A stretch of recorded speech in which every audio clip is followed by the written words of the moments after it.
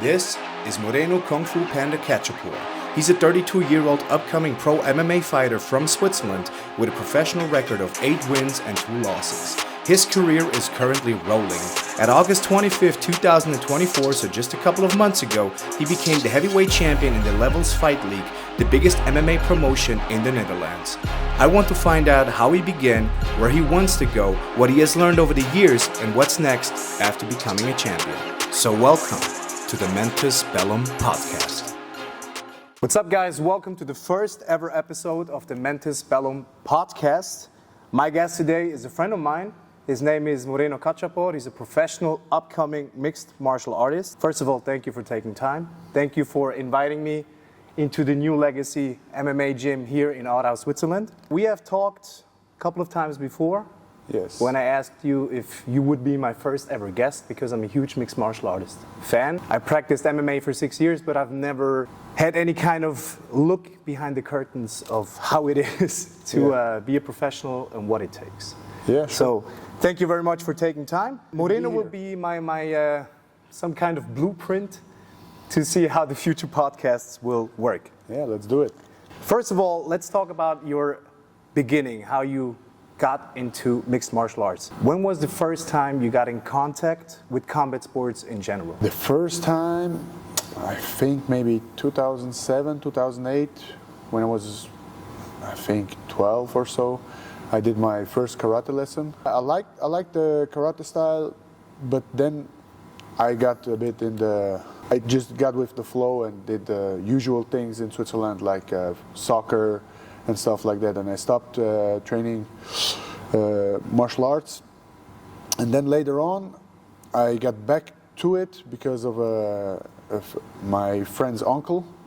Back then he was doing MMA, and it was called free fighting.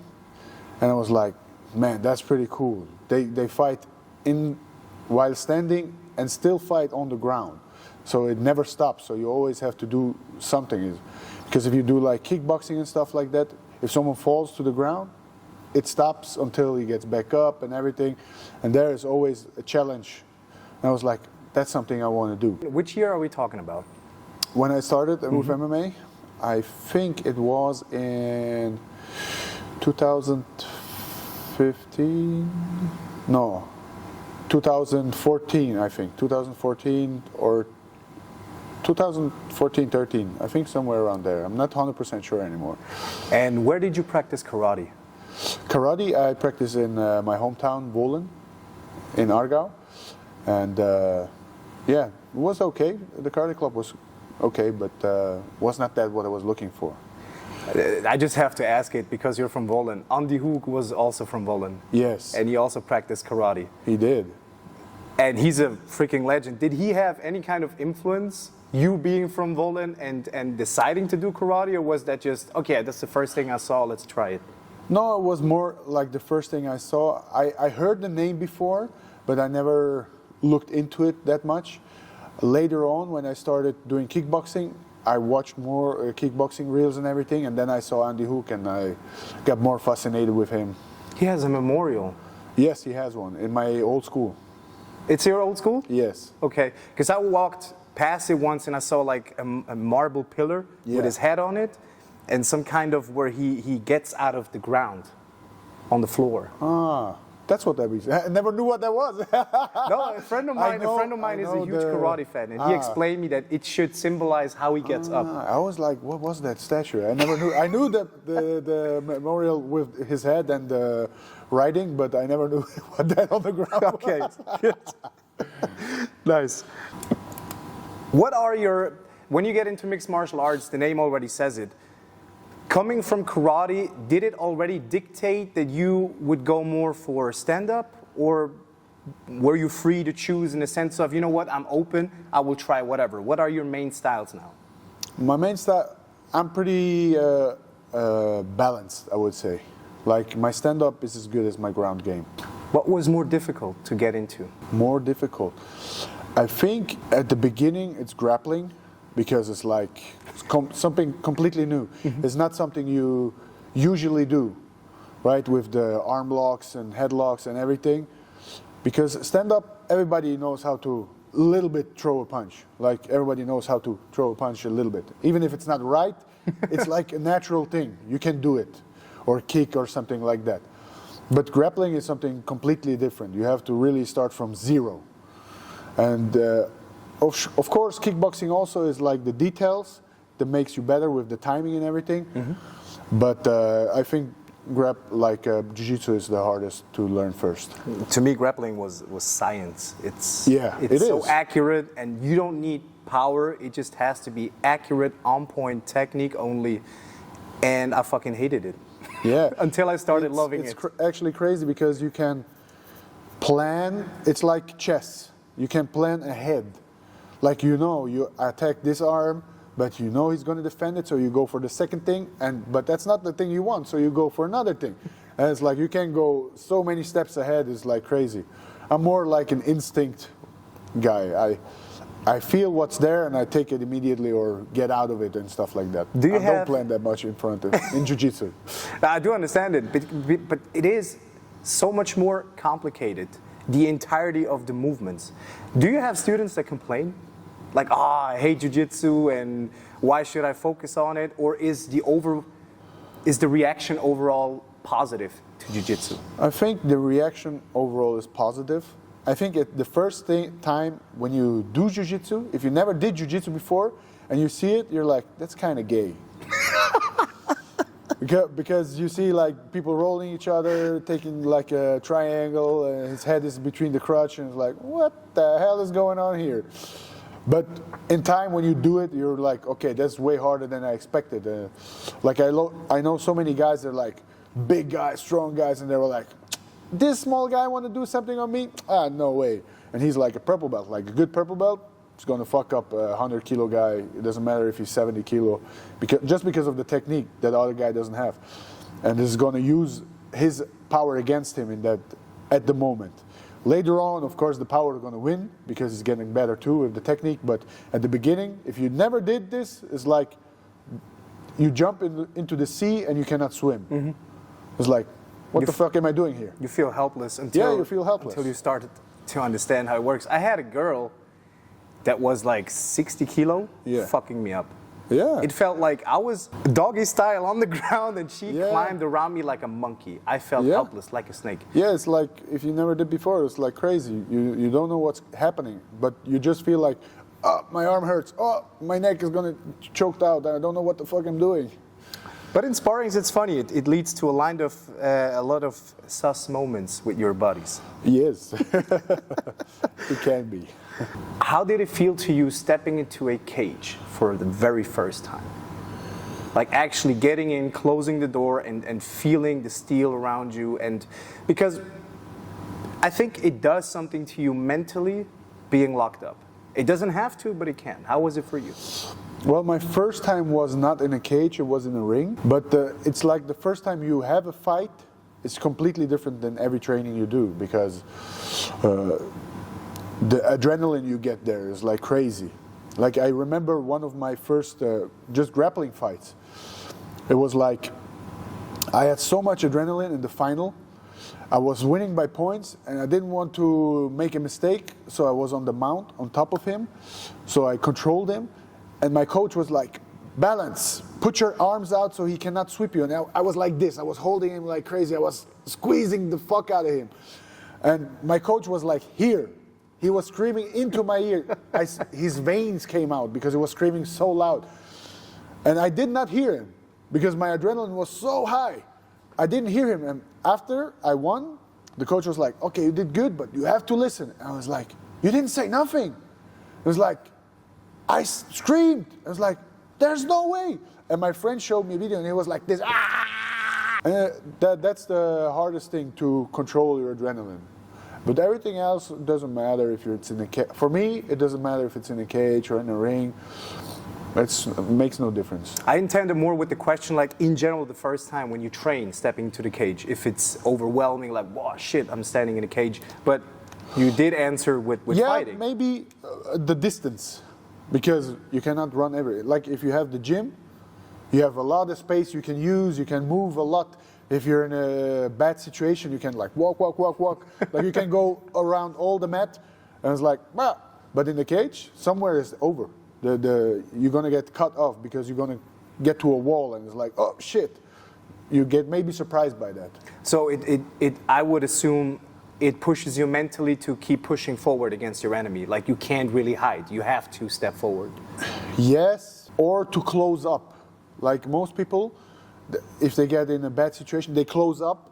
And the problem is with that, it's good for the start, like the first 2 punches maybe, but then you have to move again. And some people just stay close because they're like, oh, behind me is the wall, so I cannot move. And so they close up, and then they get fucked up because one of the punches is going to get through. Like if I do 2, 3, 4, 5 punches, one going to hit. And if one hits, the second one going to hit too because I did damage on one part, so you're focused on that part, and then it's like a roll. So similar Izzy versus Alex, when he was pushed against the cage and then he came back and knocked him down. Some sort of like this situation? Yes, but before he got knocked down. Like if you watch Alex, when he pushes Izzy, first he landed the first good shots. He landed the good shots. And the other one was like kind of, it was a good punch, but it was a lucky punch kind of too. So it was like Izzy got fucked up first because he was in that situation. He let himself get pushed to the cage and everything. Mm-hmm. So he didn't move enough. So yeah. Okay. Did you have, when you started mixed martial arts, how much did you know about MMA? You mean in technique or? No, in general. When you said you got through into MMA because of your uncle. Yeah. No, my friend's uncle. Oh, your friend's uncle, sorry. Yeah. How much did you know before starting with MMA about MMA? I didn't know nothing. So it was a complete new world for you opening up? Yes, completely new. How was it for you seeing it the first time? Like, as you said, amazing. Oh, somebody goes down, I can continue, I can follow up. That was amazing. Violence was so cool. I loved it. I was like, oh, that's crazy. They're going wild. You know, in boxing it's like, jab, jab, dip, dip. But there was like, come in, blah, they go wild. I was like, whoa, what is this? This is crazy. Okay. I was impressed and also scared the first time I saw it. Because the moral thing that you learn is, oh, he's going down, so I won't do it. And my coach said, go on top of him, finish him. Yeah. Like, did you see people in your career now that are just simply not made for it? That you would say, okay, they're good in kickboxing or boxing, but they are not good in transition onto the ground. You mean for the ground and pound? Yes, yeah. No, usually not. So not that much. Most people go in. But of course you have, I mean, there are some guys that know when it's over. Like they know when they hit you. Like for example, Mark Hunt is one of them, is a professional MMA heavyweight. And he came from kickboxing. Mm-hmm. So he knew when he hits you and you go, the way you go down, he knows it's over. So most of the time he didn't go after it. So he just walked. I was like, man, it's over. I don't have to push it. But of course, I think for most people it's like also the adrenaline. Because when you hit someone and he goes down, you get an adrenaline rush because that's the killing moment. That's your moment. Even if you're tired, you're like, now I can go. And they go crazy. It's like the last rush coming over you. Yes, that's the last rush that comes.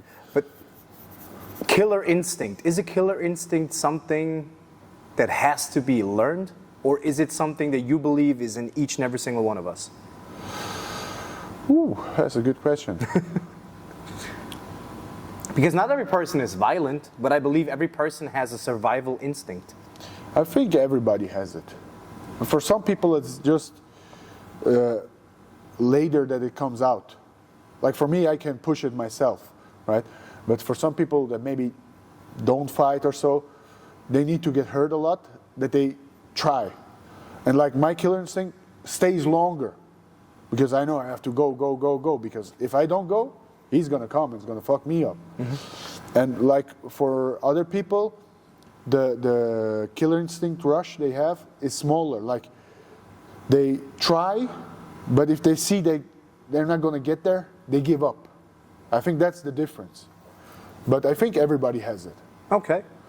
And did you have role models? Once you got into mixed martial arts, you started to explore the world and maybe got into, I don't know, Pride and UFC at the time, also Strikeforce existed. Yeah. Did you have role models, people that you looked up and said, you know what, I can use some of the things that he does? For example, for me it was Georges St-Pierre. Yeah. Yeah, Georges St-Pierre is a good one, for sure. I love the style he had, that he tried to push everybody in their discipline. That's something I like. And his respectfulness that he had to his opponents. But for me, it was like more the heavyweights. Like my role models were like Fedor Emelianenko. It's like the king of heavyweights. Like it's crazy. He came He's still fucking people up, right? Or not anymore? So. No. He's more retired. Maybe he does some show fights, but he's retired. Okay. But yeah, he's crazy. Like he always came in with zero expression. Man, there were like monsters in front of him. He goes somewhere to buy something or something. I don't know. And then he starts fighting. It was like going crazy, and he was tough as fuck. Or Cro Cop. I love Cro Cop's high kicks. His kicks were like, that was instant kill. Man. The sound when he connected. Another left. Some blood. It's crazy. His kicks were like my favorite thing to see. I was like, oh. Every time he kicked, I was like, wow, that's crazy. And also, when he did the split, I was like, okay, heavyweights cannot do splits. And he did the split, and I was like, okay, heavyweights can do the split. Oh, nice. And also, when it comes, one of my absolute favorites is Cain Velasquez, because he's the cardio king. For me, it was always like, I want to have good cardio. Always when I watch heavyweights fights, most heavyweights are like, oh, I'm big, I'm strong, I'm going to hit hard, and then it's over. But if it don't hit, after the first round, they have no cardio anymore. They're gassed out. Yeah, they're gassed out. And I was like, man, that's shit. What is this shit? Man, you're a professional fighter. How are you gassed out? That's fucked up. Even if you are a heavyweight. And I was like, I want to have good cardio, like Cain Velasquez. That was my goal. Because at the beginning, I didn't think so. Like, I think with the cardio, but I didn't think the other thing. Now I know that every heavyweight has power, you know? Of course, there are some special examples like Francis Ngannou that have more power to punch, but most heavyweights have power to punch because of the weight they have. So I was like, I have the power already. Maybe I'm not in Francis Ngannou. That's okay for me, but I want to have the best cardio. So if he's tired after one round, best thing, I'm going to fuck him up because he cannot do nothing. He's tired. Which MMA fighter today, I would assume in the heavyweight division, is somebody you look up to now? I would say I don't have them in the heavyweight division right now that I'm looking up to. Of course, there are some certain guys I'm like, okay, they're really good. Like I like Aspinall. Aspinall was crazy. I always knew if I ever would made it to the UFC or so, that's the end goal. He's going to be at the end, for sure. I always knew because he's good on the ground. He is really explosive. He has power. I don't know if he has cardio, but I guess. I'm not sure. But yeah, now there's a couple heavyweights that came up, like Gunn.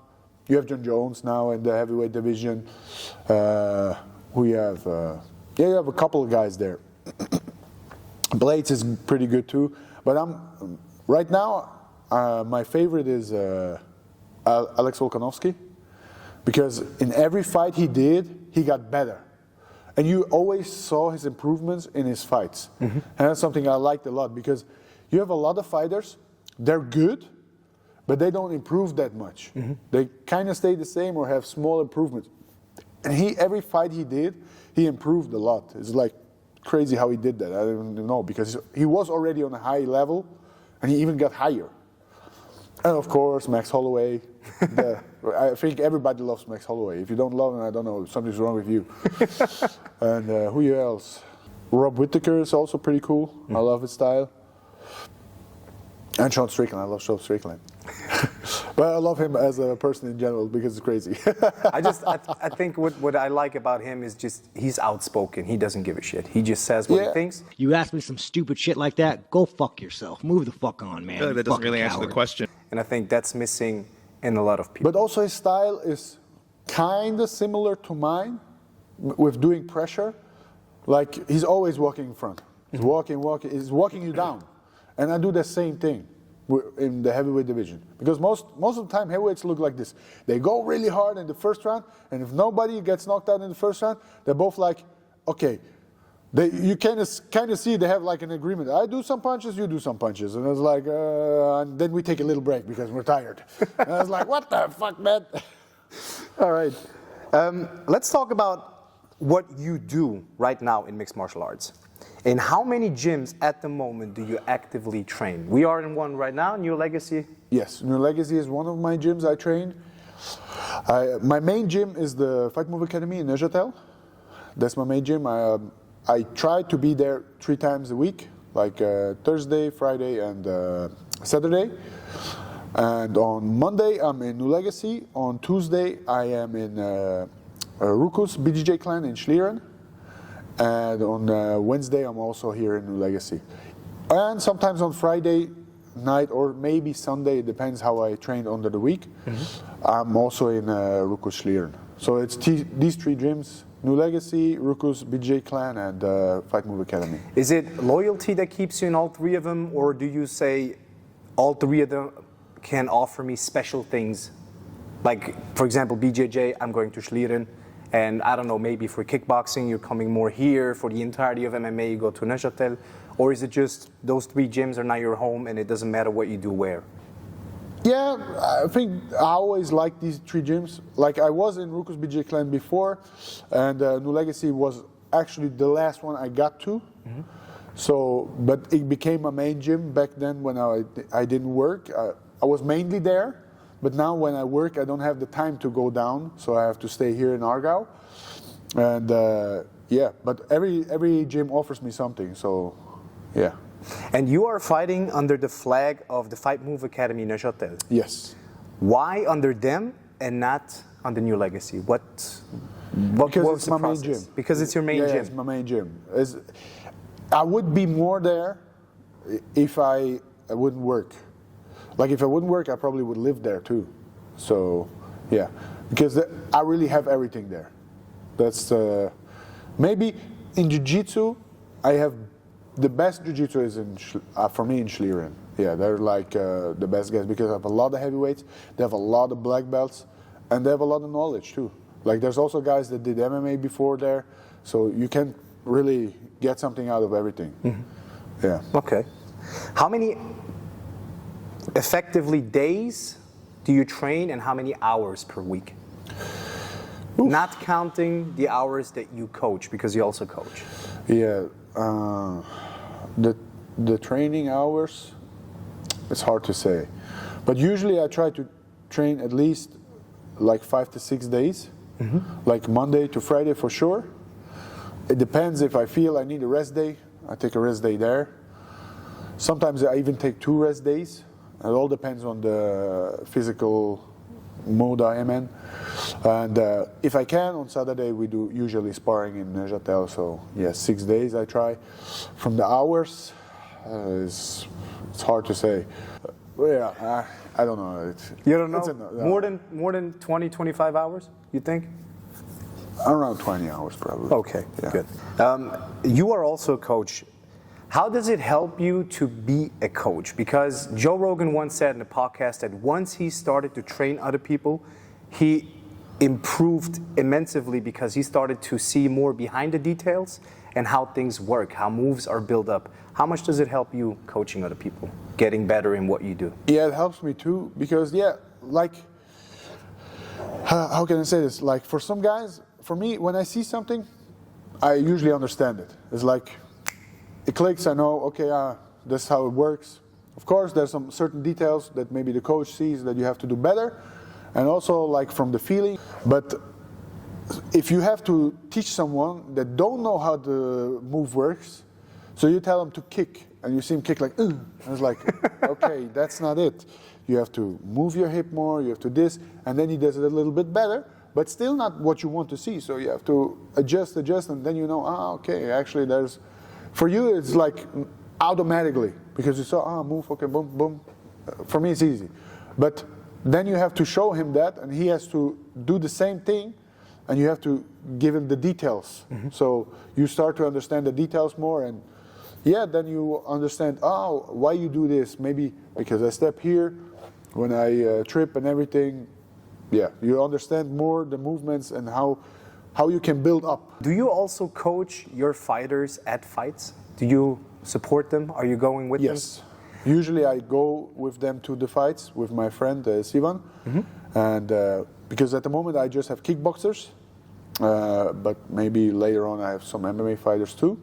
I had some MMA fighters, but they're right now not training so much. So yeah, but I usually am there with them and try to help them out. Also it gives them like a boost when I'm there, because I know, oh, my coach is here. Also, but it doesn't matter that much because Sivan, we're both coaches. So if either one of us is there, they have a confidence that we're there. They're a person that they trust. Yes. And can lean on. Okay. And they hear, it's also important because they hear us the most. So if I would send someone random, they probably wouldn't hear them in the fight, because it's like someone else from outside screams, do this. And you don't hear them. But for them, if we talk, they know, it's a known voice. It's a known voice. It's my coach. It's like automatically, I have to do this, I have to do that. The reason why I'm asking this is because I'm a coach too, but in a complete different sport. Yeah. How is it for you standing outside and just watching and knowing you can't do shit to help them? You can just yell, give them tips, but you can't control what's going to happen. How is this for you? How does it feel seeing your people in there probably winning, but also possible that they will lose? I got used to it. So it doesn't bother you? No. I'm a fan of the sport in general, so yeah, the better one wins. Of course, I want my guy to win because it's a good feeling to win, right? Sure, yeah. And everything, and I'm happy for them if they win and everything, so they see the fruits of their training in a better way, because sometimes they lose, but they still did good. But it's hard to see that at that moment. Like I had two guys fight 1 week ago, and they both lost, but they both improved massively to their last fight. And I told them, man, you can be proud of you. Maybe you lose today by points, but you did way better. Like last time, you were super scared. Now you stand there, you fight, and that's a big improvement. And you have to tell them too, you know. Also, you have to take them down sometimes when they win, to like calm down, stay easy. Yes, you won, it's nice, but don't go crazy. Like for me, in amateur fighting, I hate when they go crazy, like, they do stupid stuff, and I'm like, bro, shut up or I smack the shit out of you. Like, I do understand you're happy, but basically you haven't proven anything yet. It's an amateur fight still. It's not, if you won like the world title in Glory or something, big organization, bro, go crazy. Do what the fuck you want to do, but you're still an amateur. Yes, be happy you won. That's okay. You can be happy, but you don't have to be like super, because some go so crazy that they get disrespectful kind of, you know? Yeah. They do stupid stuff and they're like, bruh, I'm going to smack When you. in reality, the real work is still ahead of them. Yes. Okay. I would like to do some very quick rapid fire questions. Let's go. Only one answer, okay? Uh-huh. Stand up or ground game? Stand up because it looks cooler. Okay. Getting knocked out or submitted? Submitted. I don't like to get knocked out because I get retarded. GSP or Mighty Mouse? Oh, that's dirty. Mighty Mouse. Mighty Mouse, He's the okay. king. Who wins, Tom Aspinall or John Jones? Tom Aspinall, it's going to fuck him up. Say that again. It's going to fuck you up, John.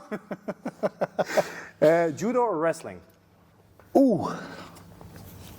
Wrestling because it's harder, but judo looks pretty cool too if you do some crazy throws.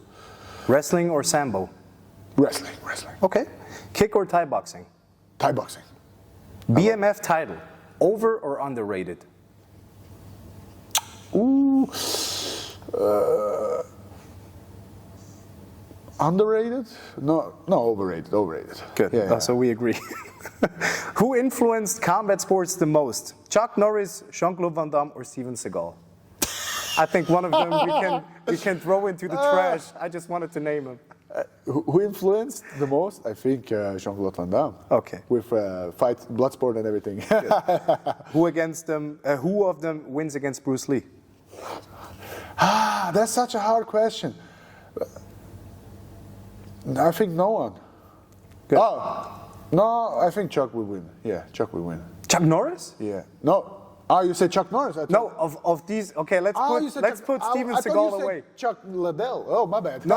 I didn't understand. No. Chuck Norris, Jean-Claude Van Damme, or Steven Seagal. Who of them would beat Bruce Lee? Wins. Nobody. Okay. Last question. I hope you are an insider. Helping Dana White to oil up and go to the casino, Yeah. or go hunt with Joe Rogan and take an ice bath? Go hunt with Joe Rogan and take a nice bath. Okay, good. I would oil Dana White up. I want to oil you up. What the fuck does that mean? Let's talk about your experiences in mixed martial arts. Yes. We've spoken about that you're a coach too. Yeah. What is the most important thing for you to give to your students, not just now, but also for the future? More important for you to give them physical aspects or mental aspects? What do you wish that they take from you once they stop practicing this sport? I think the most important thing is I want to give them clean technique. Like they have to understand. Sometimes you see like these crazy highlight reels, somebody does like spinning kick or whatever, it looks crazy cool for that moment, but it's like, this is one time out of 1,000 fights. The basic things, straight, hook, stuff like that, that wins fights. And I want them to understand that sometimes you have to do it like 10,000 times, that you get it kind of perfect. You know, not going to get it perfect, but kind of perfect. And I think that's the most, and discipline, of course, yeah. You have to understand that everything you do, you have to pay kind of price, right? Because you cannot, some people can, but win fights and do party and this. No, you have to say, okay, now for a month or so, I don't do party, I don't do this, I focus on my sleep, I do this. And that's like life itself. You have to give up certain things if you want to do other things, right? You cannot do everything. Yeah. And what would you like, or how would you like to be remembered by your students? By my students? I hope that I'm a good coach, that I support them well, and I show them good stuff that they can use that's useful for them. I think that's the most important. And that I lead by example, that I win fights. They see, okay, this shit works.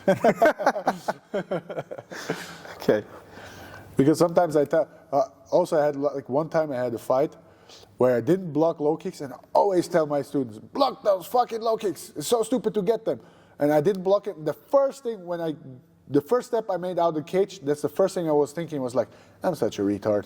I always tell them to block, and I didn't block myself. And now my leg hurts like hell. And did they tell you when you returned to the gym? Like, No, hey, no, you they didn't block it. No, they didn't say it. Okay, they didn't say it. What are things that your coaches told you that are still stuck in your head today? Like when you mess up in something, you hear your coach's voice like, they told me 1,000 times. It's less that they told me like maybe they said 1,000 times, but it's like sometimes when you're in preparation, you want to be good every time. Every time you want to win, kind of win, you know, the situation. But sometimes you get fucked up. Sometimes you're super tired, but still you want to win. And if you get fucked up, it is in your mind. You're like, oh man, everybody fucked me up today. I'm in preparation. I fight in like 2 weeks or something. And you kind of get a little bit depressed. And then the coach tells you, man, that's normal. You gave everything. Like you had like 5 or 6 days you trained so hard. And now it's the 6th day or the 7th day you train.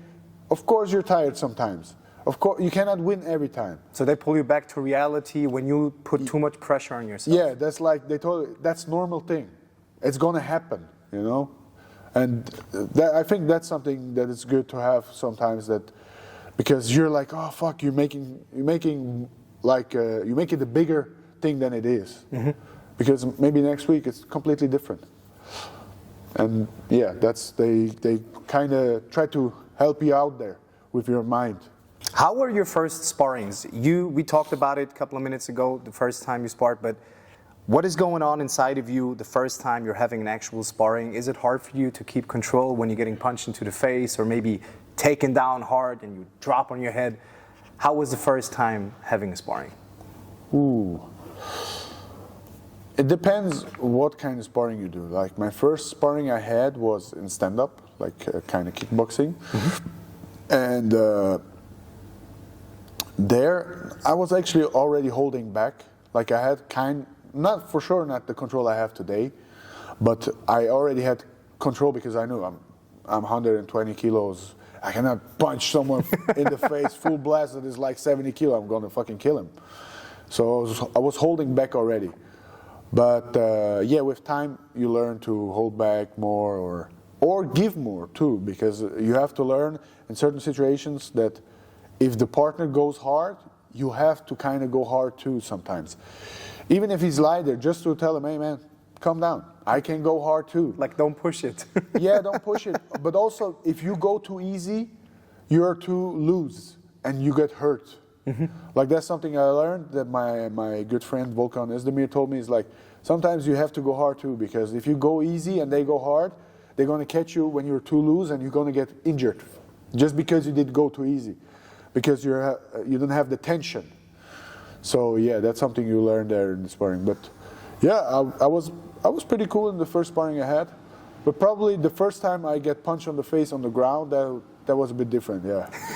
Like I remember when I was going to Neuchâtel before, I did go because I get to know Volkan.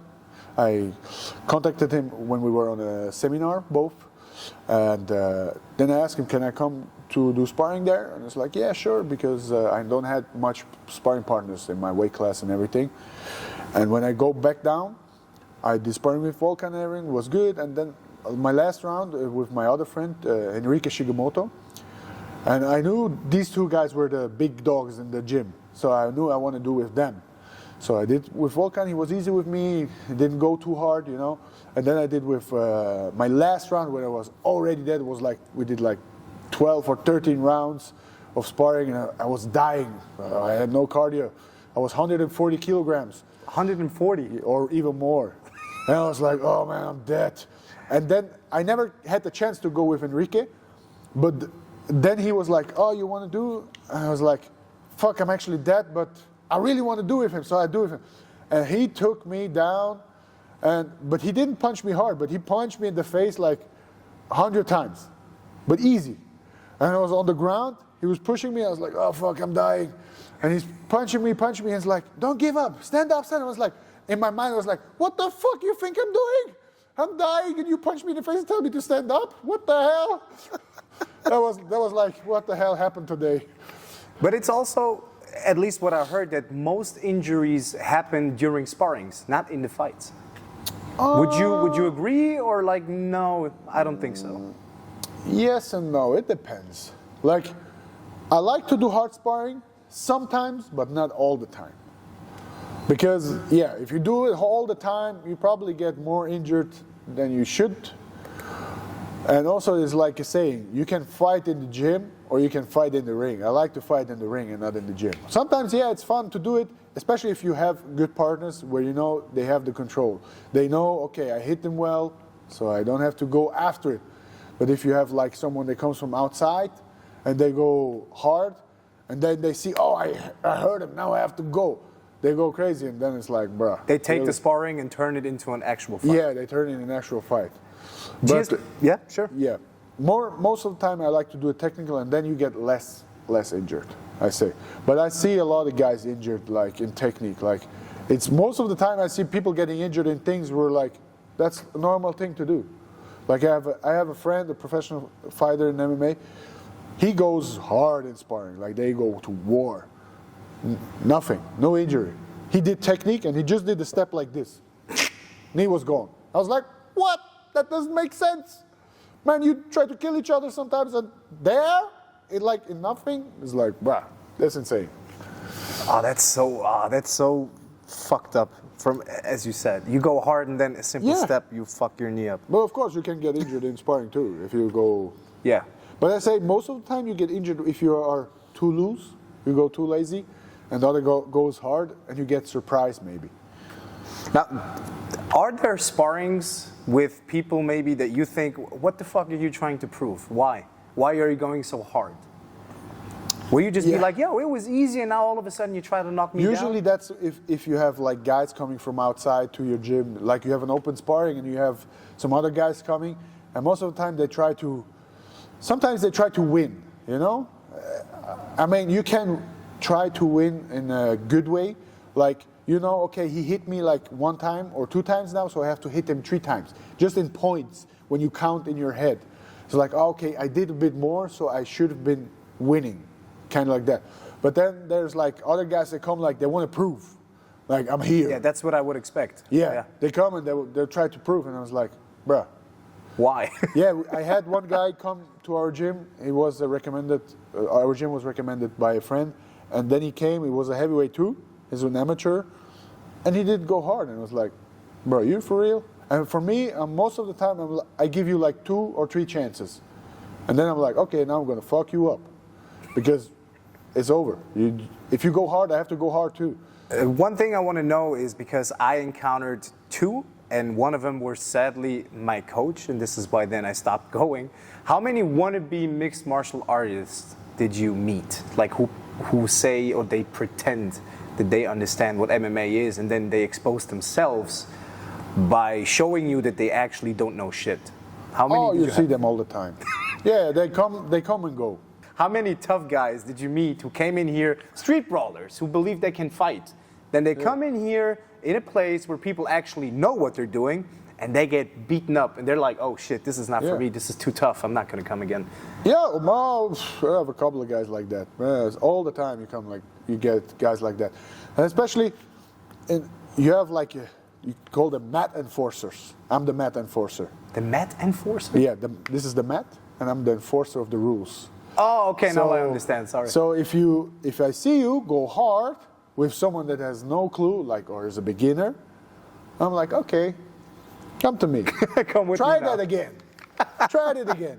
I had that when I was training in the other gym. I saw a guy go like super hard. Rah, rah, he's fucking guys up, but they were all less good than him. So it was kind of easy for him. I was like, okay, next round you come to me. And then he tried, and I was like, boom, first one. I was like, what's going on? This is not working? Boom, boom. What's going on? Let's go. Do what you did before. And so you have to show them, man, don't be an asshole. You know, you can't be an asshole in the gym. Pace yourself and be nice. And if I see someone like that, maybe if I'm not training right now, I say one of my guys, okay, you go to him, fuck him up. I'll tell them, fuck him up. Just to show him, man, there's respect here. And if you go hard, I had one guy, he was a crazy guy. He didn't listen and stuff like that. But the first time I saw him come, he do like some crazy kung fu moves, some shit. It was kickboxing. I was like, what the fuck are you doing? I was like, shadow boxing. I was like, what kind of shadow boxing is that? There's some crazy moves here. What is that? I was like, yeah, you know. And then we did sparring, and he had no cardio, like zero. It's like 1 minute he goes, and then it's over. And he always came super hard for 1 minute, and then was like, okay, no, I need a break. I was like, no, that's not how that works. You don't go hard and say, I need a break. Now you get fucked up. I tell him, let's go, punch him. Because my guy's like, okay, then take it. It's like, no, you punch him now. And you learn to pace yourself. Don't do shit like that. Because sometimes one time he hit one of my guys hard. He blocked it. And I was like, what the hell? Because at the beginning he told him, you know, I don't feel good. I don't have energy. And then he goes like, boom. And my guy was like, what the fuck's happening here? He just said he faked it? No, he said kind of, let's go easy, you know? Yeah. Some people say, let's go easy, and then they go hard. And if you do that, that's going to get kind of bad blood. Because then they're going to get pissed. They're like, you tell me go easy, and then you do this shit? Oh, that's not going to fly here. And then I told him, fuck him up, punch him to the body. You don't have to punch him to the face, but punch him to the body. If he goes KO from that, nobody cares. Now I do understand why you like Sean Strickland. And then he was like, yeah, I was like, oh, and I told him, man. And the best thing was, he told him, you know, I was trying to test my punching power. On a human being? Yeah, my guy was like, what the fuck he just said to me? He's trying to test punching power on me, and then he says he don't have cardio? And then I told my guy, see, you should have fucked him up. I told you. Oh, man. Now, tell me, when did you realize, yo, I'm pretty good at this. I could make a career out of this. The thing is, like, I never put a roof above me. I never had a ceiling where I say, I stop there.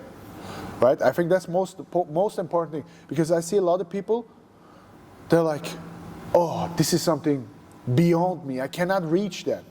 And I was like, I don't think it is like that, because I see the things, I understand them, and then I was like, okay, I go test it with someone that is already there, like Volkan Özdemir, my friend, and I was like, okay, let's go to the sparring.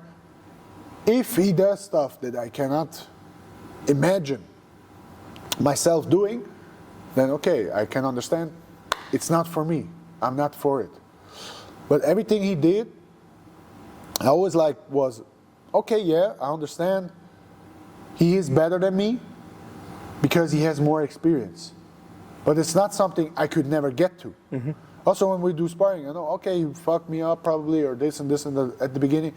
And I was like, oh, it's not, I had zero chance. I had chances, and it was never like, I cannot reach that. I just didn't have the same experience like him. Sure, yeah. So that was the difference. And I understood that. So I was like, oh, okay, I can do this. If I can go with him, I can do it. And this is then how you started to think, okay, I will give it a shot, I will step into the cage or ring. Yeah. Okay.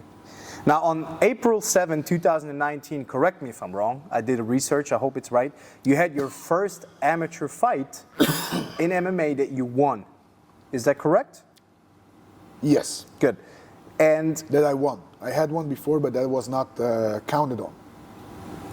You probably saw it on the website, Tapology or something like that? Yeah, right. Yeah.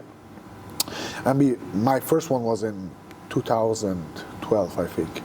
In 2012? Yeah. But you did fight in between these 7 years? I did one more, maybe 2015, but that was before the homepage was there, so it was not counted on. Yeah. And I did some kickboxing fights, jiu-jitsu fights, stuff like that. Did all these fights prior to your debut help you getting ready for your debut, having also the right mindset to get into the fight? For which debut? For your amateur debut in MMA. Did it help The you? one I had in 2012? No, 19. In 19? Yeah, of course they're going to help me. Because the one I had before, like the first one I had I was in a bad club, so I didn't learn much. And it was like, just threw me in the ring, I kind of was thrown in the ring. Oh, that story. Yeah, yeah, okay, I remember. And it was a brawl, but I had no ground game. Like, I didn't know what ground game is. I knew it goes to the ground, but I didn't know jiu-jitsu at all because we never did jiu-jitsu there. So, yeah, it was a close fight on points. We both brawled. I didn't go down. Then he took me down one time, and I gave him my arm, and he just had to pull it, gave me an arm bar. And I was like, man, I didn't even know he can do that. Like the easiest, most basic thing that they didn't teach you. Yeah, nothing, because we never did ground. So after I learned ground game with my friend Igor Dimoski, he opened a school, and we were under him. And I learned, like, what I learned in 2 months, I knew more than the coach probably in the other club before. So yeah, then I started getting good on the ground, kinda. And I learned I didn't have stand-up, real stand-up, like with distance and everything. So I started doing kickboxing. Before I did my second fight, I finished him on the ground, but I felt like I didn't feel safe on standing. Because I knew I can punch a little bit, but it's not good stuff. So I knew I have to get more confident in that, so I learned to do kickboxing, Thai boxing. I started to do both at the same time, some jiu-jitsu, some kickboxing, Thai boxing, and then I was better prepared for my fight in 2019. Okay. Now, losing is sadly a part of the game. And It is. as I saw on Tapology, you lost your second fight as an amateur. Is that right? Is that correct? Second fight is possible, yeah. Okay. How did you feel, and what was going through your head? Did you had any doubts like, oh shit, I'm not good enough just because I lost it, or how did you recover from this loss?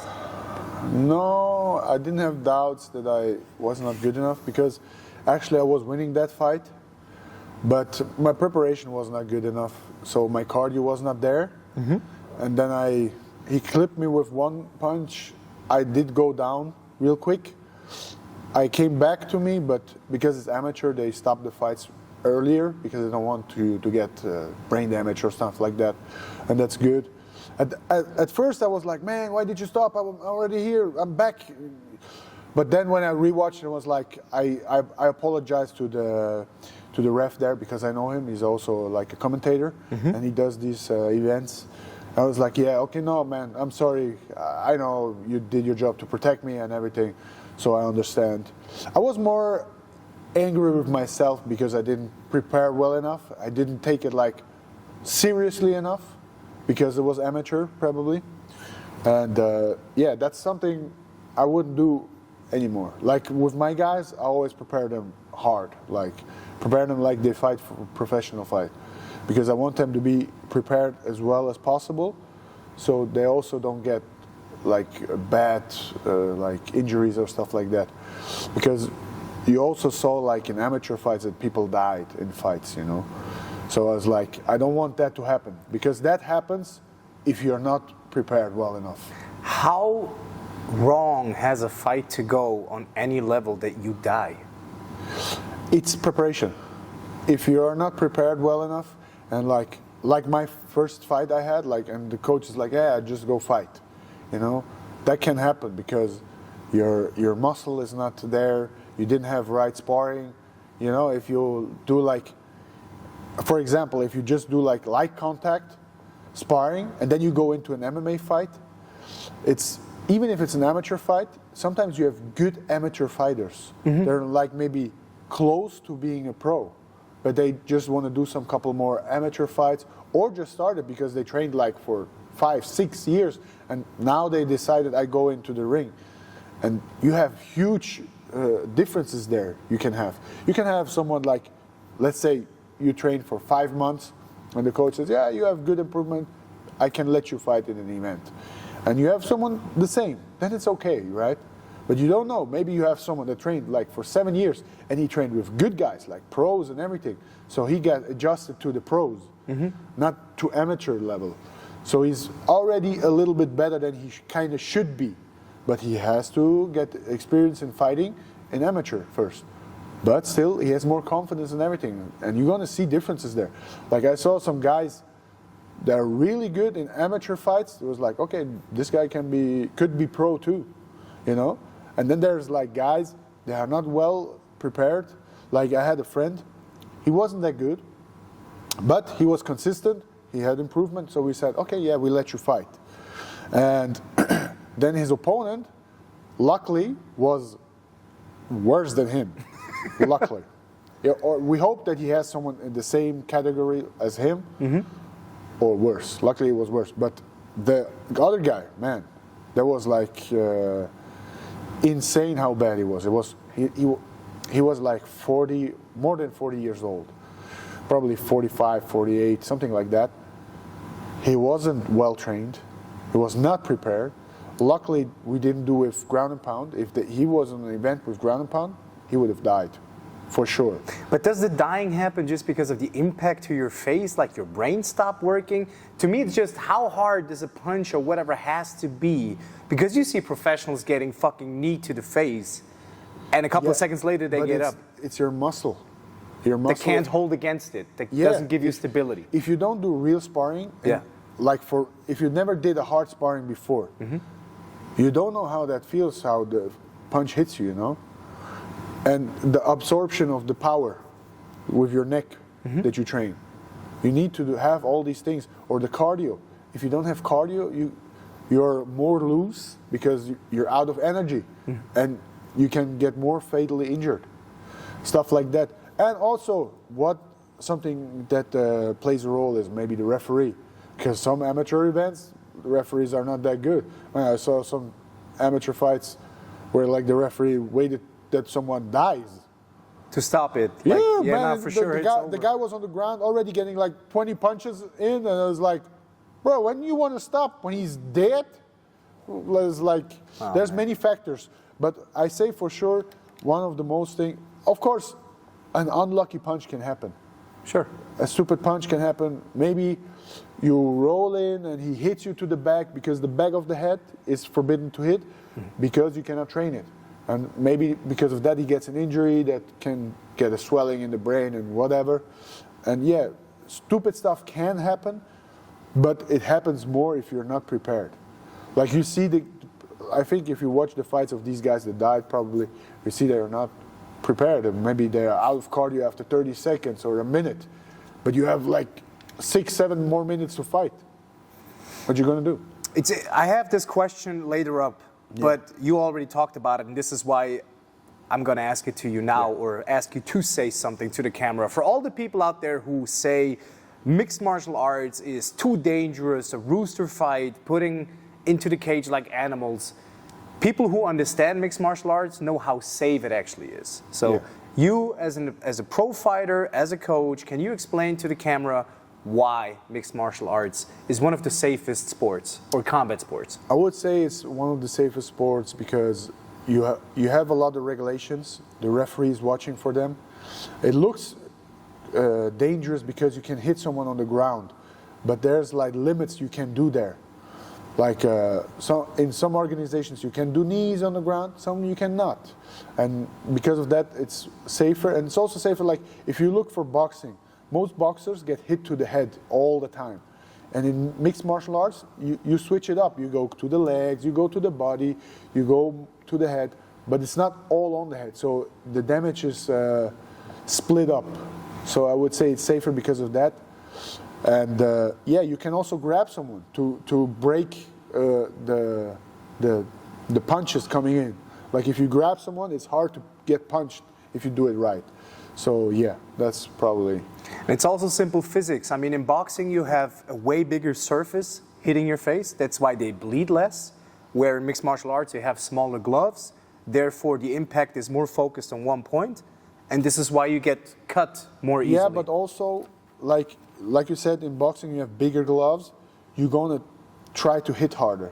Because in MMA, the chance that you break a finger or the hand is bigger than in boxing because of the small gloves. So you may be going to hit less hard sometimes because the injury that can happen is faster. In boxing, you feel safer, so you're going to hit harder.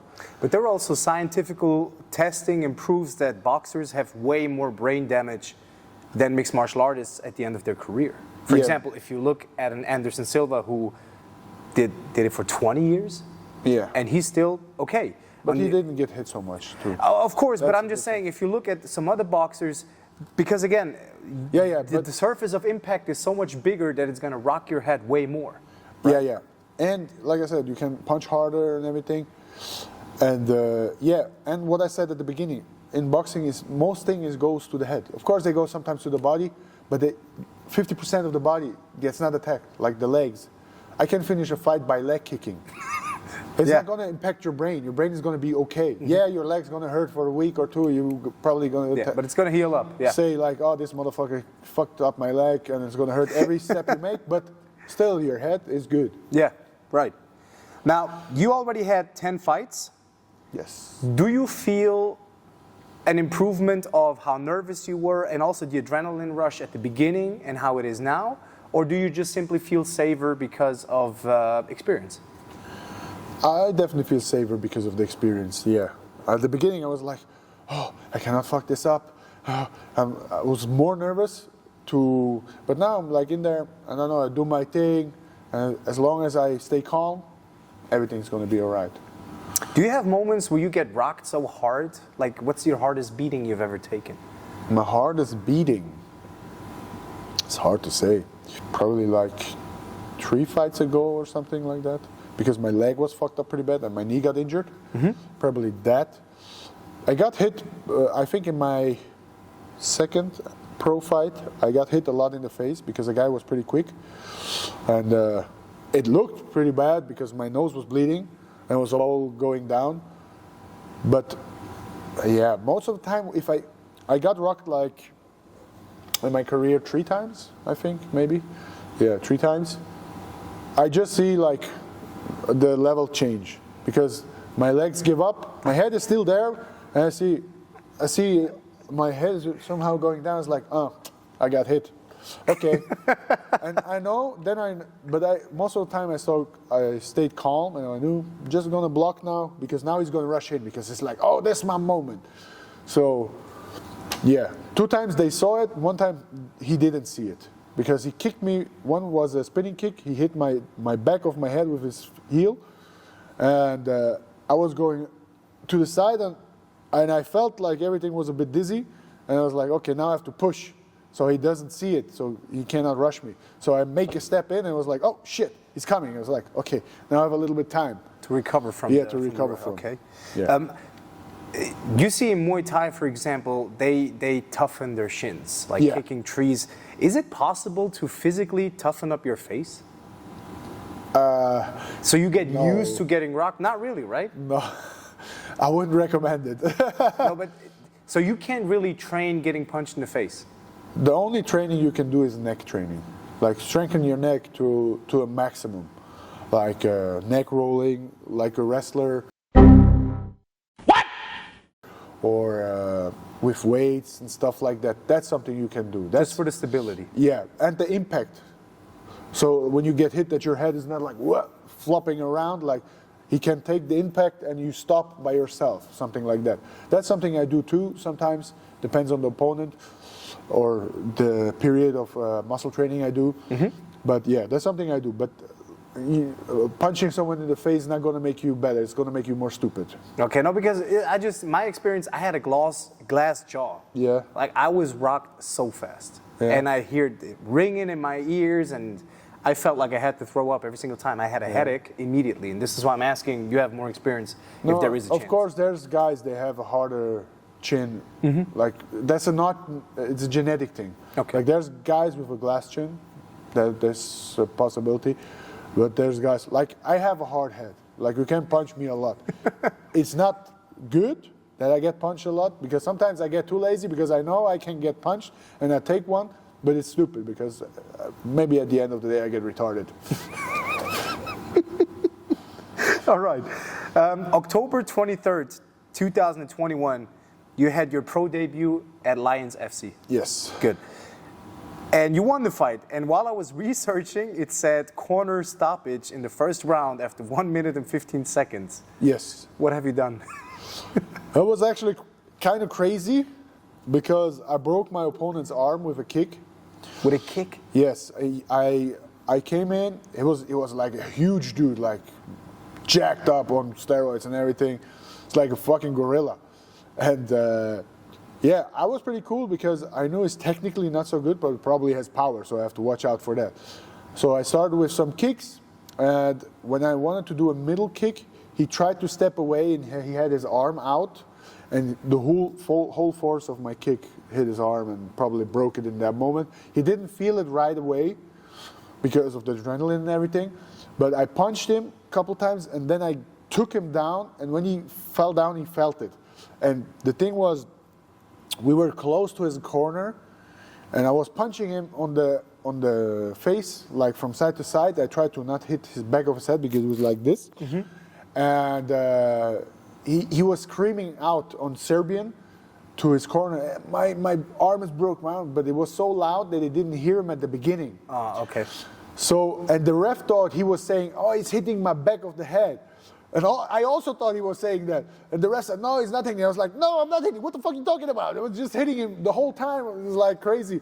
And then I pushed him closer to his corner, and he could get it out. So the funny part was they threw in the towel, and the ref was like, he was thinking, I don't know what he was thinking, but probably the towel was on the cage and it fell down. And it was like, he took the towel and threw it out. And it was like, I didn't see it, but my friend showed me the video.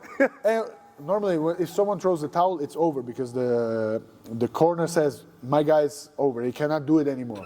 So it's a safety thing. Yeah. Right? So, but the ref took the towel and threw it out.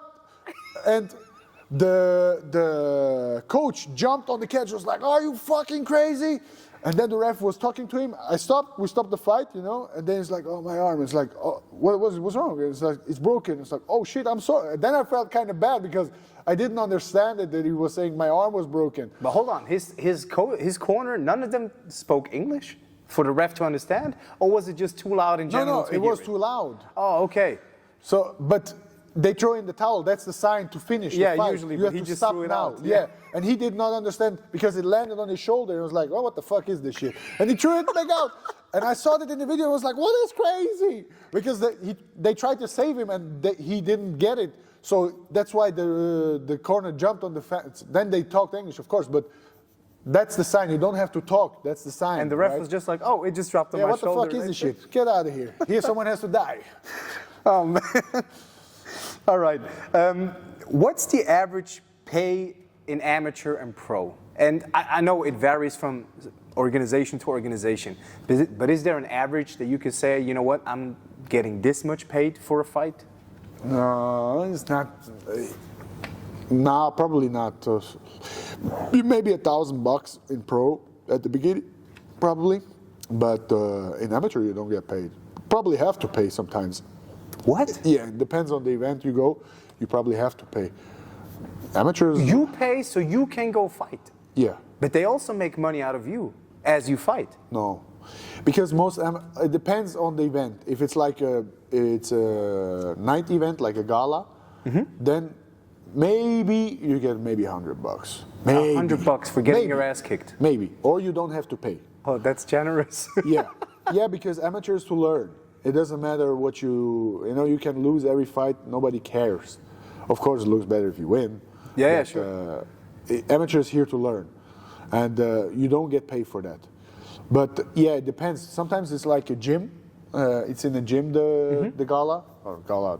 It's not a gala. It's like the event is in the gym, and you pay for participating. That they organize like the referee, because they have to pay the referee probably. Sure. Yeah. And maybe they have to organize a ring if they don't have a cage by themselves. So maybe they have to pay for that stuff. So maybe you have to pay like $20, $30 to compete, and they go look for the people, right? So if you contact them, I want to fight. So they're going to contact other gyms. Okay, you have someone in that weight class, maybe here. They try to get as good as possible matchup for you. So yeah, that's why you have to pay sometimes. If it's a night gala, you probably not have to pay as amateur, but otherwise you're not. It's really rare to get paid as amateur.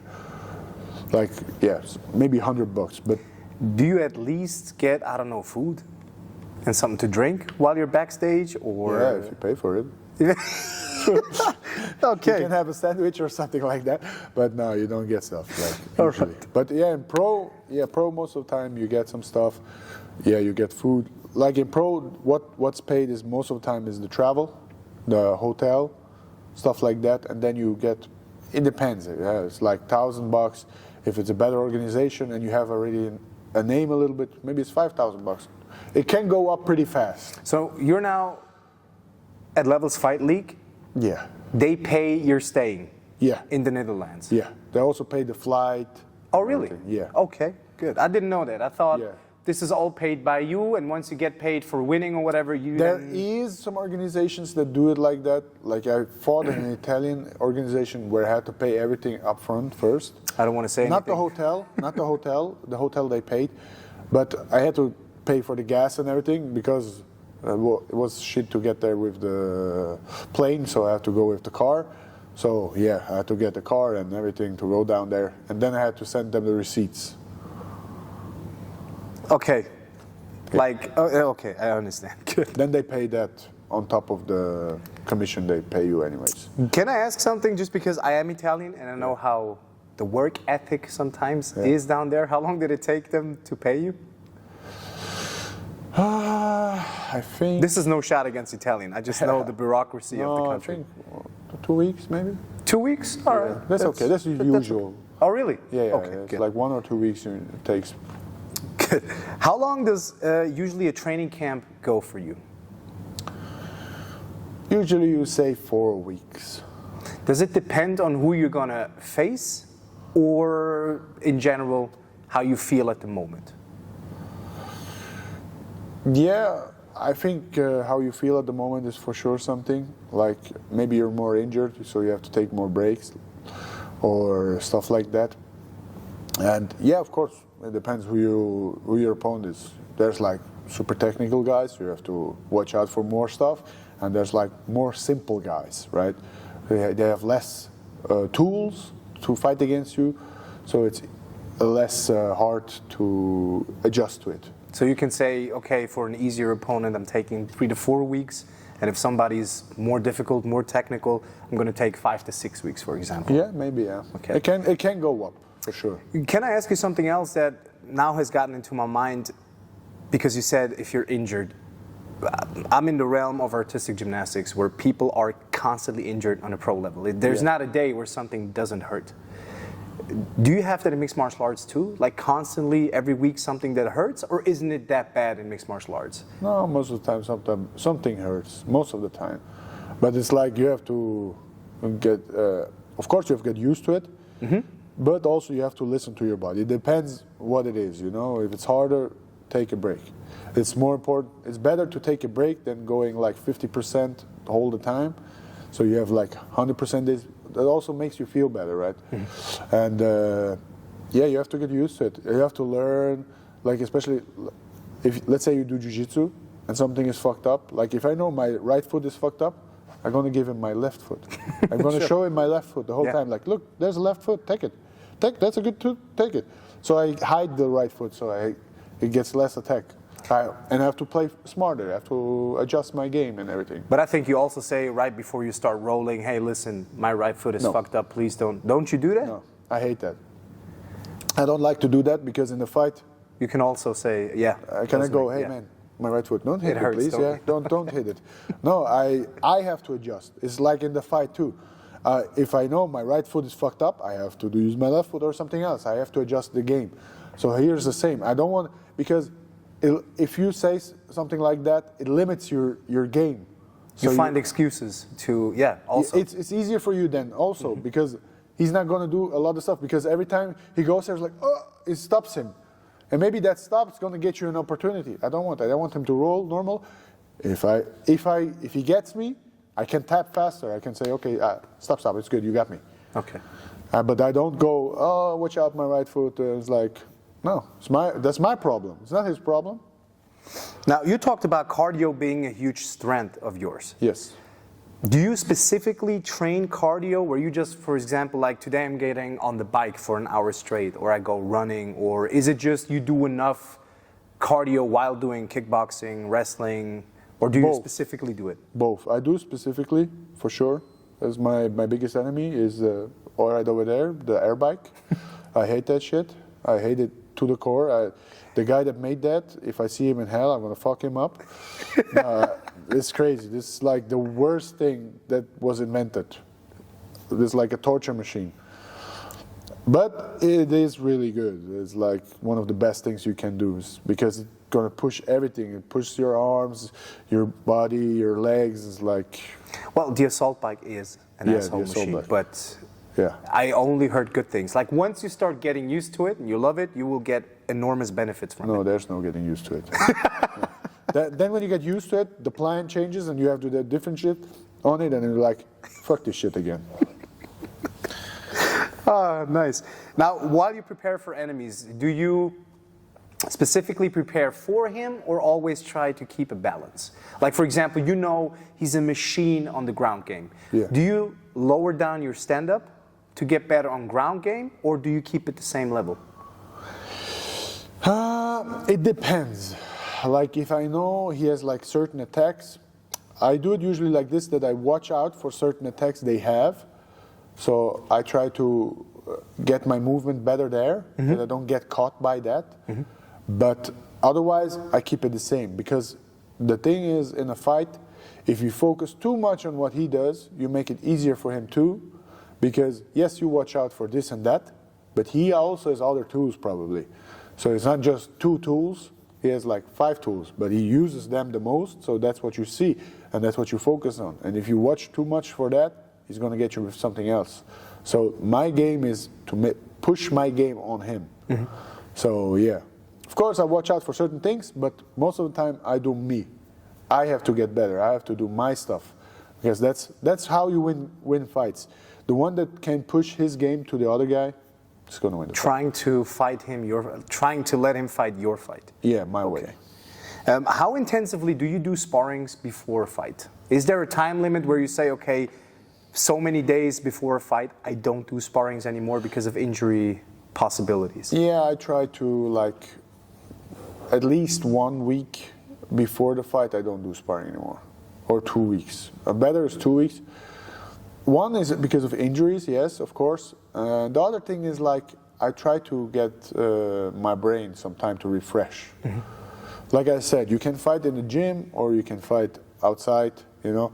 And the thing is, I'm not, maybe one day, I'm probably not going to be, but maybe I get so good that I don't get hit, but that's not right now. I still get hit. And yeah, that even if I don't feel it, it's always a little damage. Mm-hmm. And I want to have my brain as fresh as possible. So if I get hit in the ring, that I'm not already at a critical point that it's just to get me finished. So I still can think, right? But yeah, I try to do 1 or 2 weeks without sparring before the fights. Okay. Some people do it differently, but that's their thing. Do you have any kind of ritual before the fights, and have you seen rituals where you just like, nah, I would never do this shit? Not it's not really a ritual for me, because a ritual is something like you have to do. If you don't do it, you're not going to fight good. Mm-hmm. And for me, it's like I try to do it, but if I don't do it, I don't care. It doesn't matter. What I do is like the sumo stomp, like the sumo ring wrestlers, they take their leg up and they stomp the ground, and that's to get rid of the bad energy, like the bad ghost, they say. And I like that, because my job in MMA, or in fighting in general, is to hurt you. Even if it sounds stupid, but my job is to hurt you to a point where you say you don't want anymore, or the ref says it's finished, now it's enough. Because that's how you finish fights, mm-hmm. right? So I kind of try to stomp away the energy to get you injured bad. I don't want you to get injured bad. I want you to keep continuing training and everything. Unless you piss me off, I try to hurt you bad. But otherwise, I want both to go out kind of safe, you know? Yes, I hurt you for the moment, so you stop the fight, but I don't want to hurt you for a long career or something like that. And that's the only thing I do. But I don't care. If I don't do it, it doesn't matter. Do you ever feel sorry for injuring someone, like the other dude with the hand, with the arm? Do you feel sorry for him, or is it just like, look, we're adults, we agreed to do this fight, and now this just happened, and it's a part of the sport? Yeah, of course, I always feel a little bit sorry. Really? A little bit. Yeah, just a little bit. Yeah. Because, yeah, I don't actually like to hurt people that much. I love when people who do combat sports say that. But I don't like hurting people, but it's my job. Either I hurt him or he hurts me. I don't want to get hurt. So yeah, but yeah, of course, if it's a bad injury, I'm like, shit, I'm kind of sorry. I was sorry because I didn't know his arm was broken. He wanted to stop the fight, and I kept punching him. So he was kind of like, kind of defensive because one arm was fucked up, so he had to do this, right? So that's what I felt sorry for. The arm was broken, yeah, shit, it happens, but yeah. Would you agree that to be a combat sports athlete, you have to be a little bit, I don't want to say mentally ill, because it's not that, but you have to be a little bit crazy to like what you're doing? Definitely. You agree? Yeah. Okay. I mean, who likes to get punched in the face? That's what I'm saying. But this is why it's punching strange. Someone in the face is fun, but getting punched in the face is not that fun. So, and it's going to happen. So you have to get used to it. So you kind of have to say, okay, I take a punch maybe to get a punch. So, yeah. Do you ever like being hit? As stupid as it may sound. No. No. Who likes to get hit? But why are you doing it then, knowing it? Knowing the risk? I like to punch him. Oh, it's just because of that. Yeah, You're ready to take a punch to give a punch. Yeah, okay. I give a punch. As you said. I can take a punch, but I don't like to get punched because I know at some point I'm probably going to get retarded. But are you really, because you said this now many times, are you really afraid of it? Because it sounds like it's something that really concerns you. Yeah, because sometimes I'm like, I probably am already retarded a little bit, because sometimes I do stuff and I'm like, what the fuck was I doing? I think we all are a little bit retarded. Yeah, but then, but that's the thing. Like sometimes I'm like, was I like that before I get punched in the face already, or is that now? That's the hard thing, because it's like the same thing if you touch yourself, you know, and you feel something is unusual, but maybe you never touched that spot. Yeah. Your knee was always that fucked up. It always looked like that, but you're like, why is my knee fucked up? But you never looked at your knee because it never hurt. But now it hurts, so you look at it and it's like, that looks fucked up. But it was always like that. And that's the same, like, now I'm like, was I like this before I got punched in the face many times, or is it after? I don't know. But do you feel a change? Or anything? Like before you started getting punched regularly? I would say maybe I'm just imagining myself, and that's why I get worse to it, but it's remembering names. Like, I see so many people, and then I'm like, oh, what's his name? Fuck. They always know my name. It's like, oh, fuck, I can't remember his name. Even sometimes I have couple of students, I see them, and it's like, oh, fuck, what's his name? Then I go but the funny part is I go to another student, and I was like, what's his name? And he's like, I don't know. I was like, fuck you, why you mean don't know? I don't know, you don't know, who knows? That's fucked up if you don't know. So that's the part where you can, or you think at least, you can feel a little bit like, hey, my memory is not as good as it used to be. Maybe, yeah, maybe. But Okay. I would like to do a brain check, you know? A cognitive test? Yeah, like Mighty Mouse did a check, and he started to do more stuff, and he actually improved in his career. He got better with his brain, remembering and stuff. But maybe it's because I don't read so much and stuff like that. Maybe that's the part, you know? Because before you were in school, you had to learn all the things, and now I'm just like, I fight, and if I don't fight, I chill. I'm super lazy. Okay. How important is nutrition to you outside of fighting? In the sense of, you don't have a fight set, Yeah. how does your nutrition look? Because I think it's obvious, when you have a fight, you're on a diet. Yeah. But how severe and focused are you on your nutrition when you're not fighting? From not fighting, I eat all the shit. All. I eat so much chocolate. Chocolate is my worst thing. I eat so much of that. But I probably should eat better, because then I had a better shape and everything. Mm-hmm. My strength and conditioning coach many times told me, yeah, we could do a diet. And I was like, I'm not sure. What's the diet? And it's like 1,700 calories. And I was like, fuck you. No How way. many calories? 1,700. Do you know the average of what you eat usually when you're not on a diet? Yeah, around like 4,000 probably. Nice. Yeah, because, bro, if I eat a package of chocolate, that alone is already like 1,000 or 1,500 calories. And I eat other stuff too. It's not that I'm like, okay, I eat chocolate, but I don't eat. No, I eat like a kilogram of meat or something like that. Yeah. The reason why I'm asking this, can I tell a story from our private life? When we had, when we went eating in the Chinese restaurant with our, how you say this word in English? Company, right, thank you. When we were eating, I remember you had starter, main course, desserts, and then another main course. Yeah. And okay, it was also bad enough that the three who eat the most were at the same table. The table was filled with empty plates, but you do like eating and a lot, so you never feel like, oh, I shouldn't have done that. You don't have these kind of thoughts like, oh shit, now I have to do more weight cutting or cardio to get it done. Yeah, maybe if I have to do weight cut, I'm like, oh, why did I eat that? That's so stupid. But most of the time, no, I love to eat. That's why I don't know if you said it at the beginning, but my nickname is Kung Fu Panda. I hate stairs and I love food. It's like, if we do training on stairs, like cardio, I come up like him, like, give me a second, I need a break. And I love food, I love to eat, it's like the best thing. But that's real love for me. But that's fascinating. You hate going up the stairs, Yeah. but you have tremendous cardio while fighting. Yeah, because I push myself in other areas. Like in sparring, I try to push myself. Like, usually heavyweights are like this. They stand there, they take the shot, especially by lighter guys, take the shot, and they give something back. That's the cardio, that's the way of heavyweight sparring. But I'm different. One, I always acknowledge every punch. So even if he's lighter and he punches me well, I'm like, oh fuck. If that was my weight class, I was fucked. So I have to move more. And so because the lighter guys move a lot because they don't want to get hit by me, I have to move more, and I do it. So I move more, and that's why I push myself to have better cardio, and do cardio training and everything, and How you face a weight cut? Because there are horror stories about weight cuts going terribly wrong, and I think people also died while weight cutting.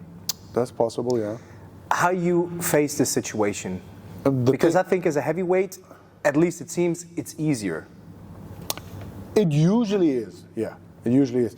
Because the weight cuts, it looks like this, that you cut a percentage of your body weight, right? So heavyweights, if they cut 10 kilograms, that is like under 10% of their body weight.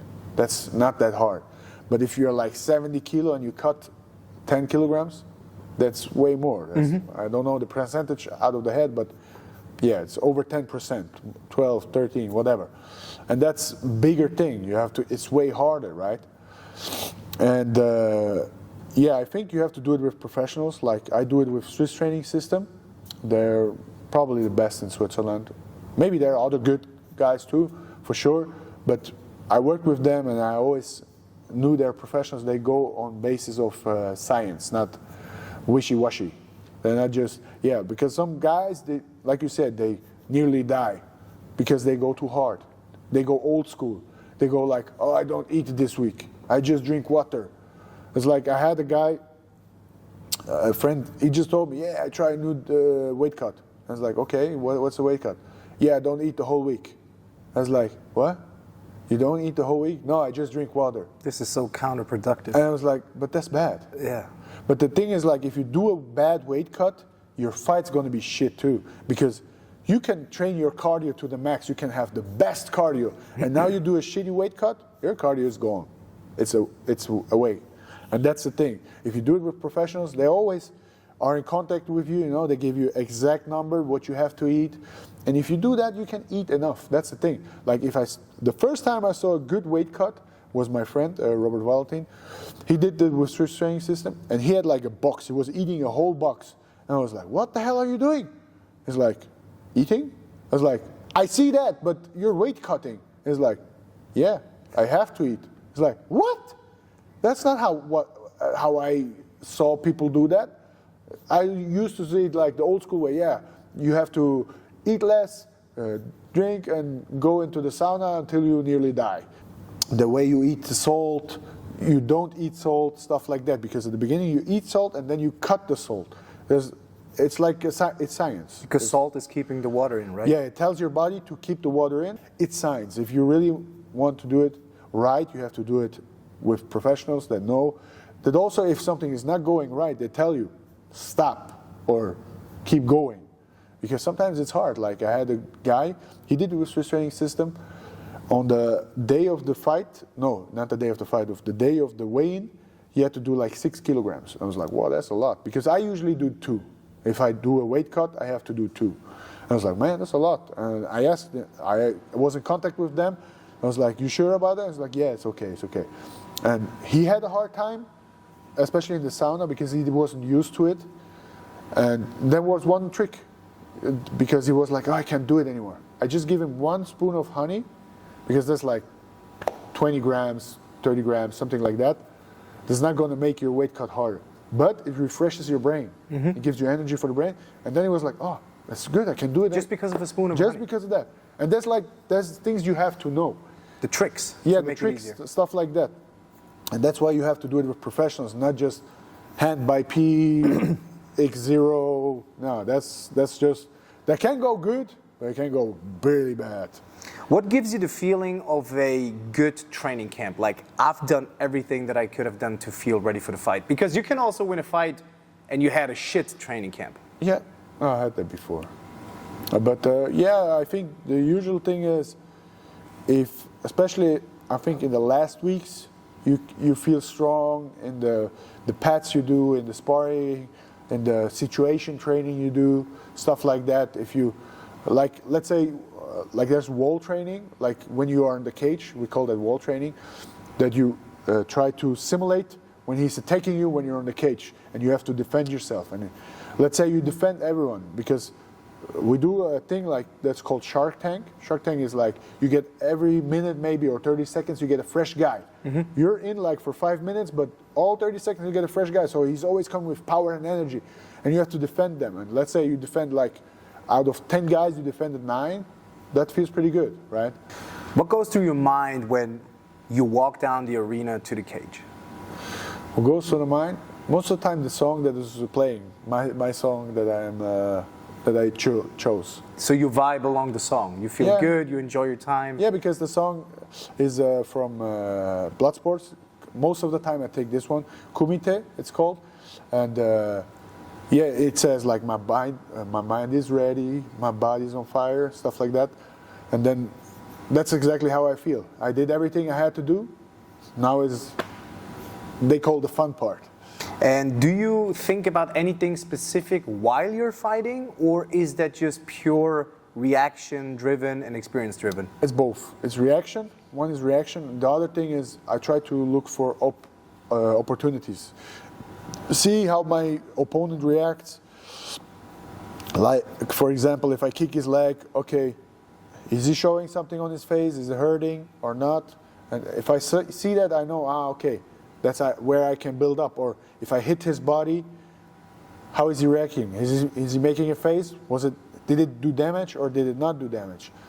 And that's the stuff I try to look at. And we're talking about milliseconds where you see this, because you learn how to read your enemy's body and expression. You kick him and you see him like going like and real you immediately quick. follow up. Yeah, maybe you follow up, or you know, okay, there's a place I can work on. So I maybe attack. Now I make him think. I attack the head, and then I go again. Because if I go again, he's like going to protect it for sure because it's hurt.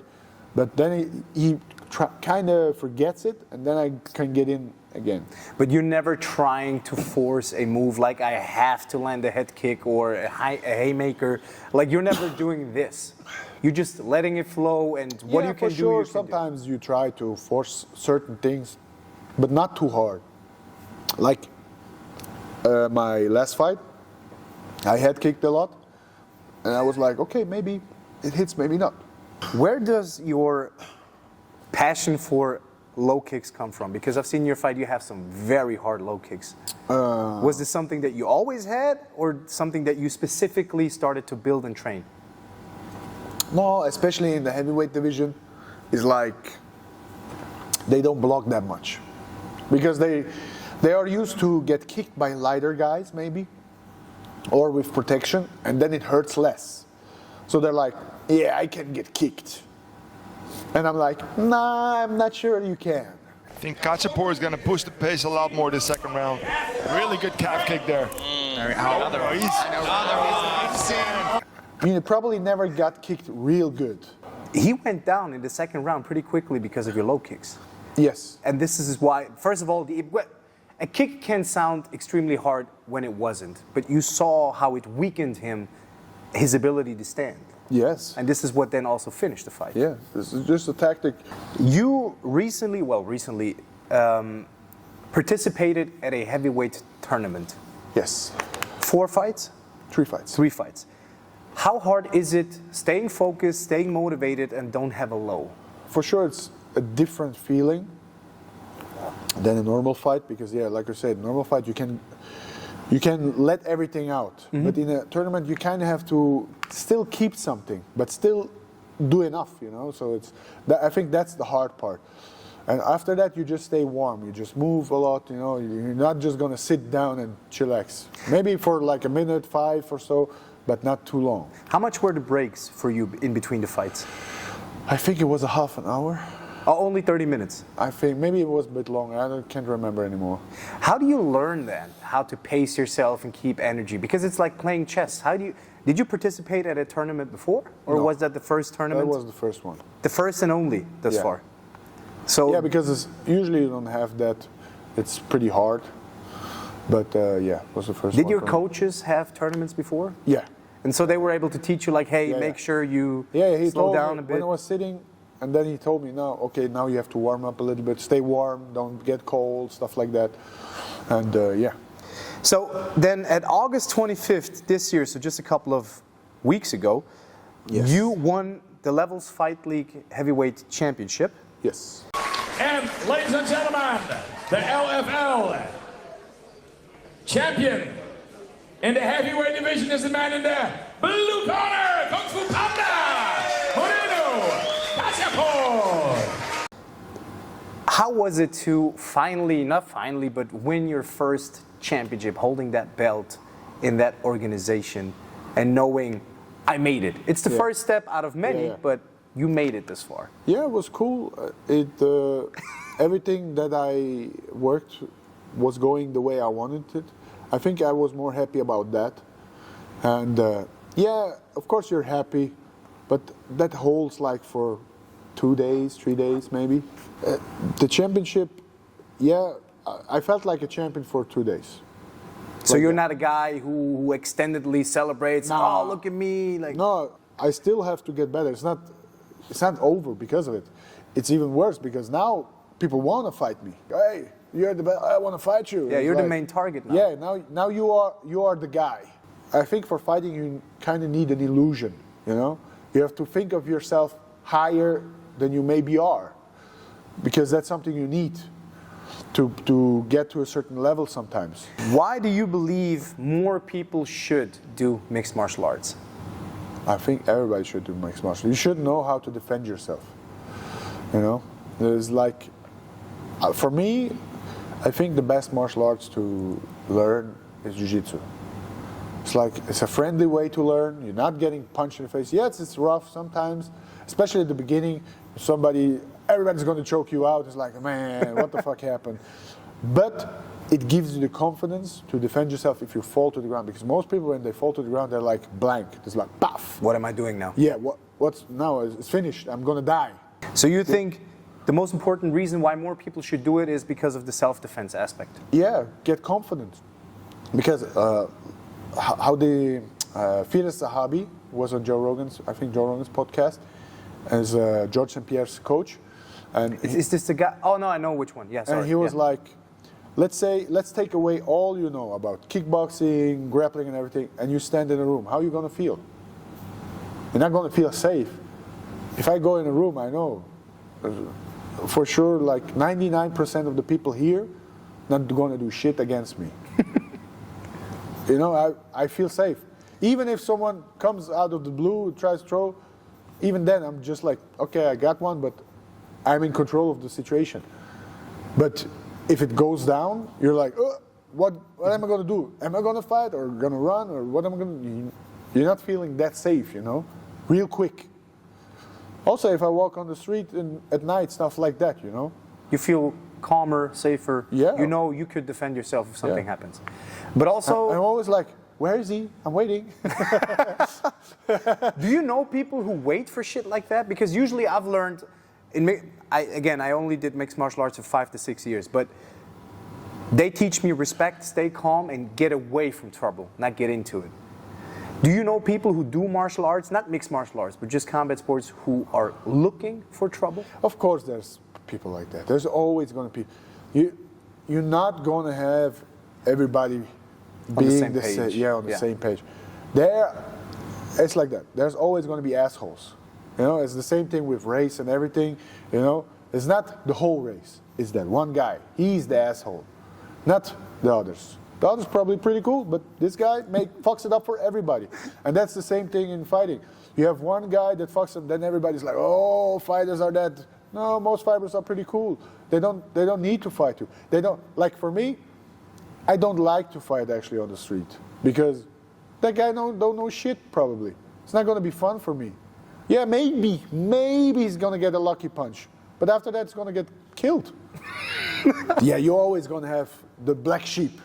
You know, there's always most of the gyms try to teach their guys and watch out for their guys, but there's always going to one. I also know a gym where you get kicked out if you get in trouble on purpose when you provoke a situation because it's against their codex, it's against their credo, and they're going to get kicked out. And I think this is right. If you're going to go out for trouble, looking for trouble, you are the one that making the trouble, get kicked out.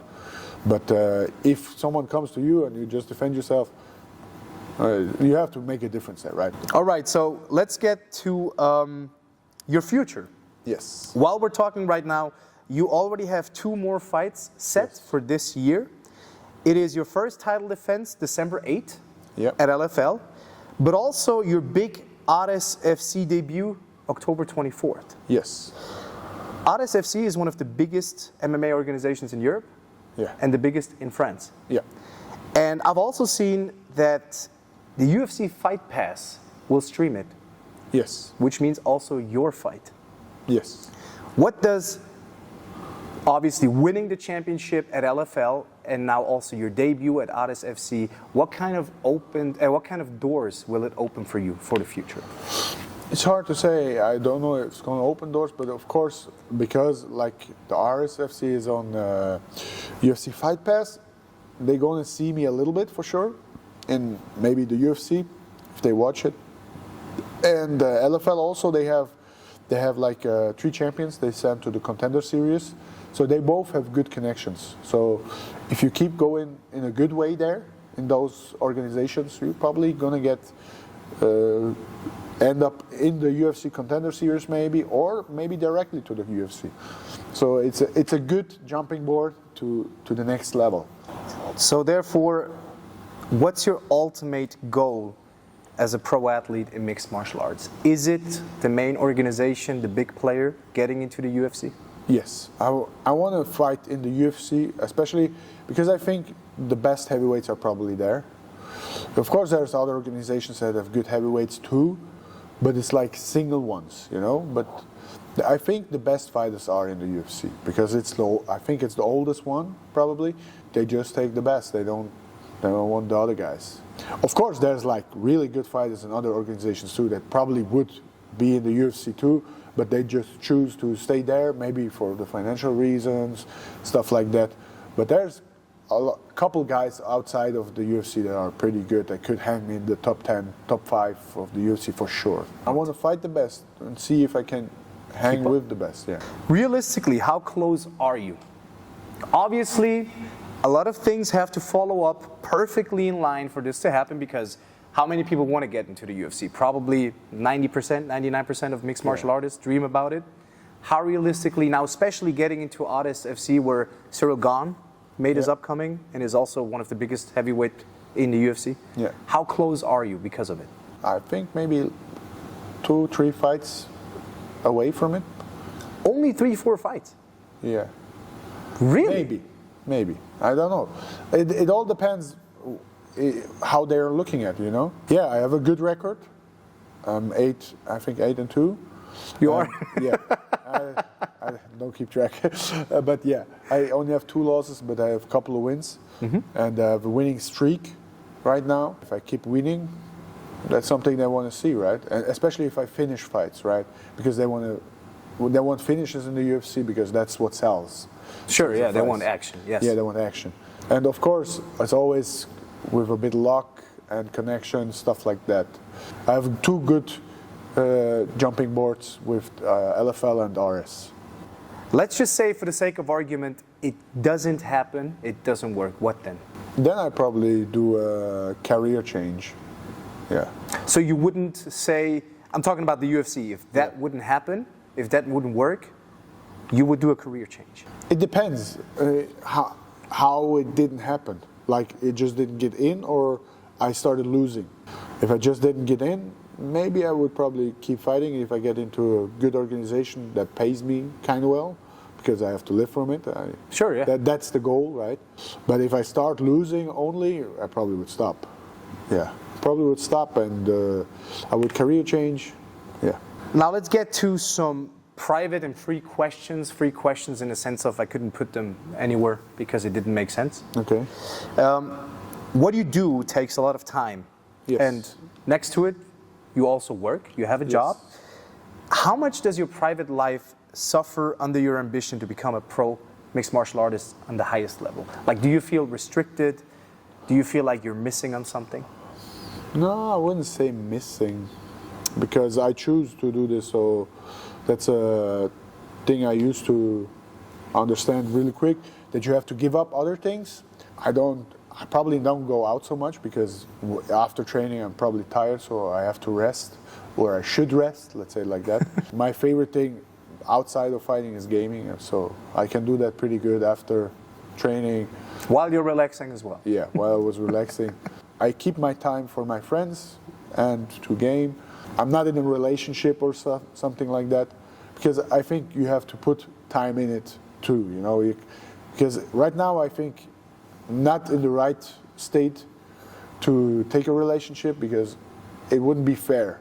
It's more taking than giving. Like, hey, I don't have time for you, I need to work out. Yeah. So it's also hard to find someone who would be okay with it. Yeah. I'm like, at the moment, I don't want a relationship, because the time I have, I want to spend for my friends if I take the time to do something. How did your mom and the people around you react when you said, you know what, I'm going to fight? Because I remember when I explained to my mom what MMA even was, not that I want to fight, she got so mad. She said, I didn't bring you to this world to get beaten up.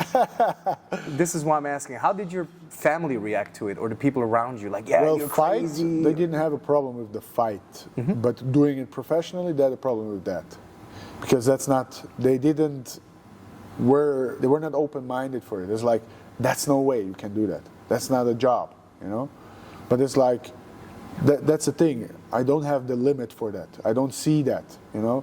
It's like, do the safe way, like do school, do this, do a good job, right? Because that's the way they know. They don't know a different way. Yeah, that's the generation of our parents working. Yeah, they don't need. They don't know like being an athlete. That's like, it's too hard. Let's like, you cannot do that. But yeah, with fighting, they didn't have a problem with that, because they're like, that's a hobby, right?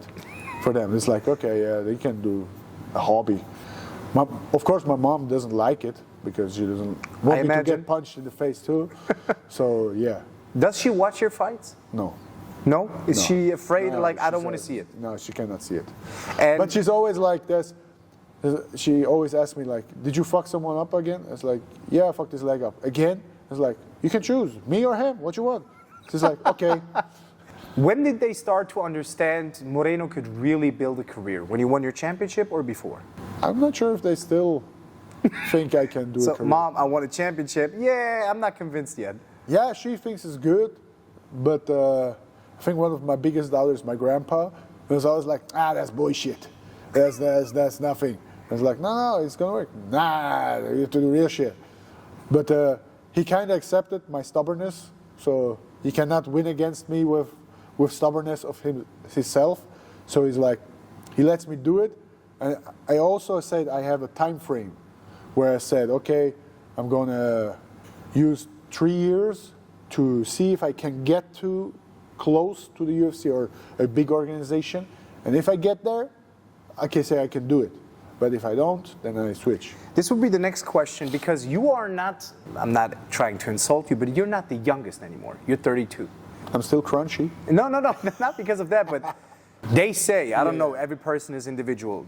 A male's prime is from 28 to about 35, more or less. Yeah, that's and then you start feeling a decline. Well, maybe, yeah. Do you feel like a time pressure, as you said, a couple of years to see if I'm getting there because of your body, or do you just say, I don't want to invest more than a couple of years to see if I get there? No, but it's like if you have a certain time frame, if you get there, you will see it, right? I mean, if you make the improvements, that's also like, maybe I don't improve, so I stay stuck, then I'm not going to get there. I see I keep winning, I improve myself still, so I'm like... you don't care about your age? No. Good. Okay. Especially in heavyweight, there's a lot of guys that are a bit older, because heavyweights probably start later than most of the thing. Of course, it would be better if I've been 20. I wish I would still be 20 and it was in this age. I could learn so much so fast, but I don't think about my age. I probably think about it if my back hurts and I stand up in the morning, I was like, oh fuck, I'm 80. Oh no, I'm 32, shit.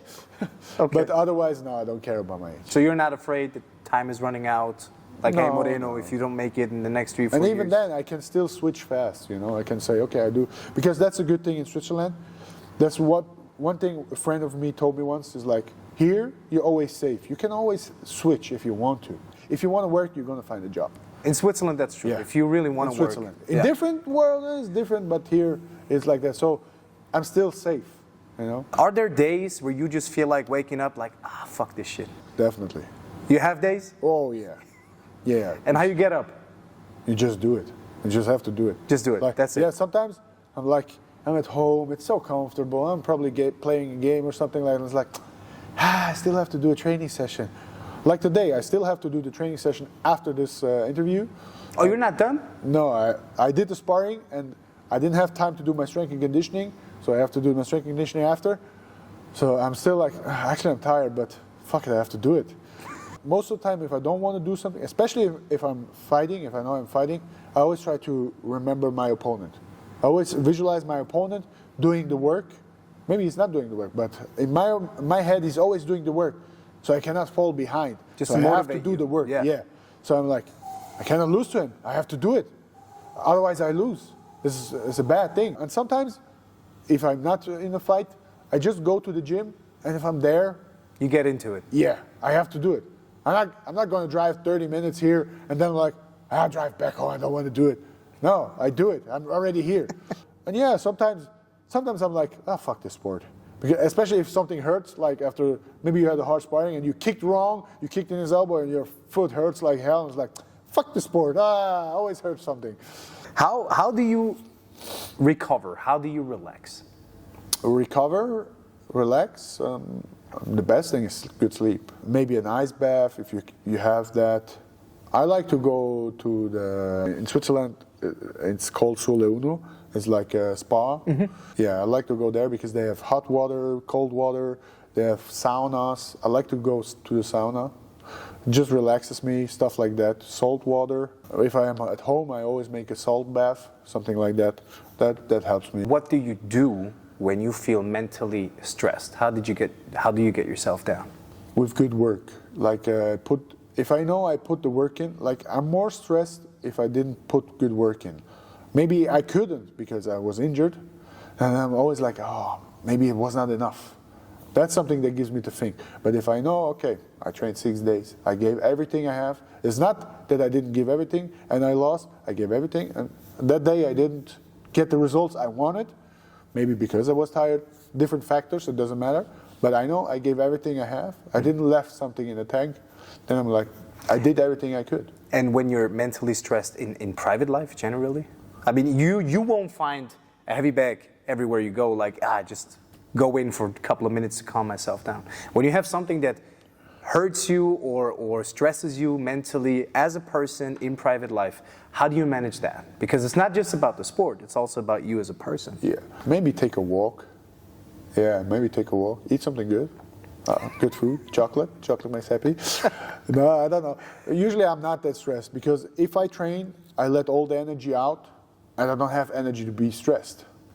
But if I don't train, I can get stressed, not stressed, but angry maybe a little bit, faster, because I have too much energy in me and it's like, certain things just piss me off, but after I'm like, So it balances you also. Yeah, it balances me a lot. It's like a therapy.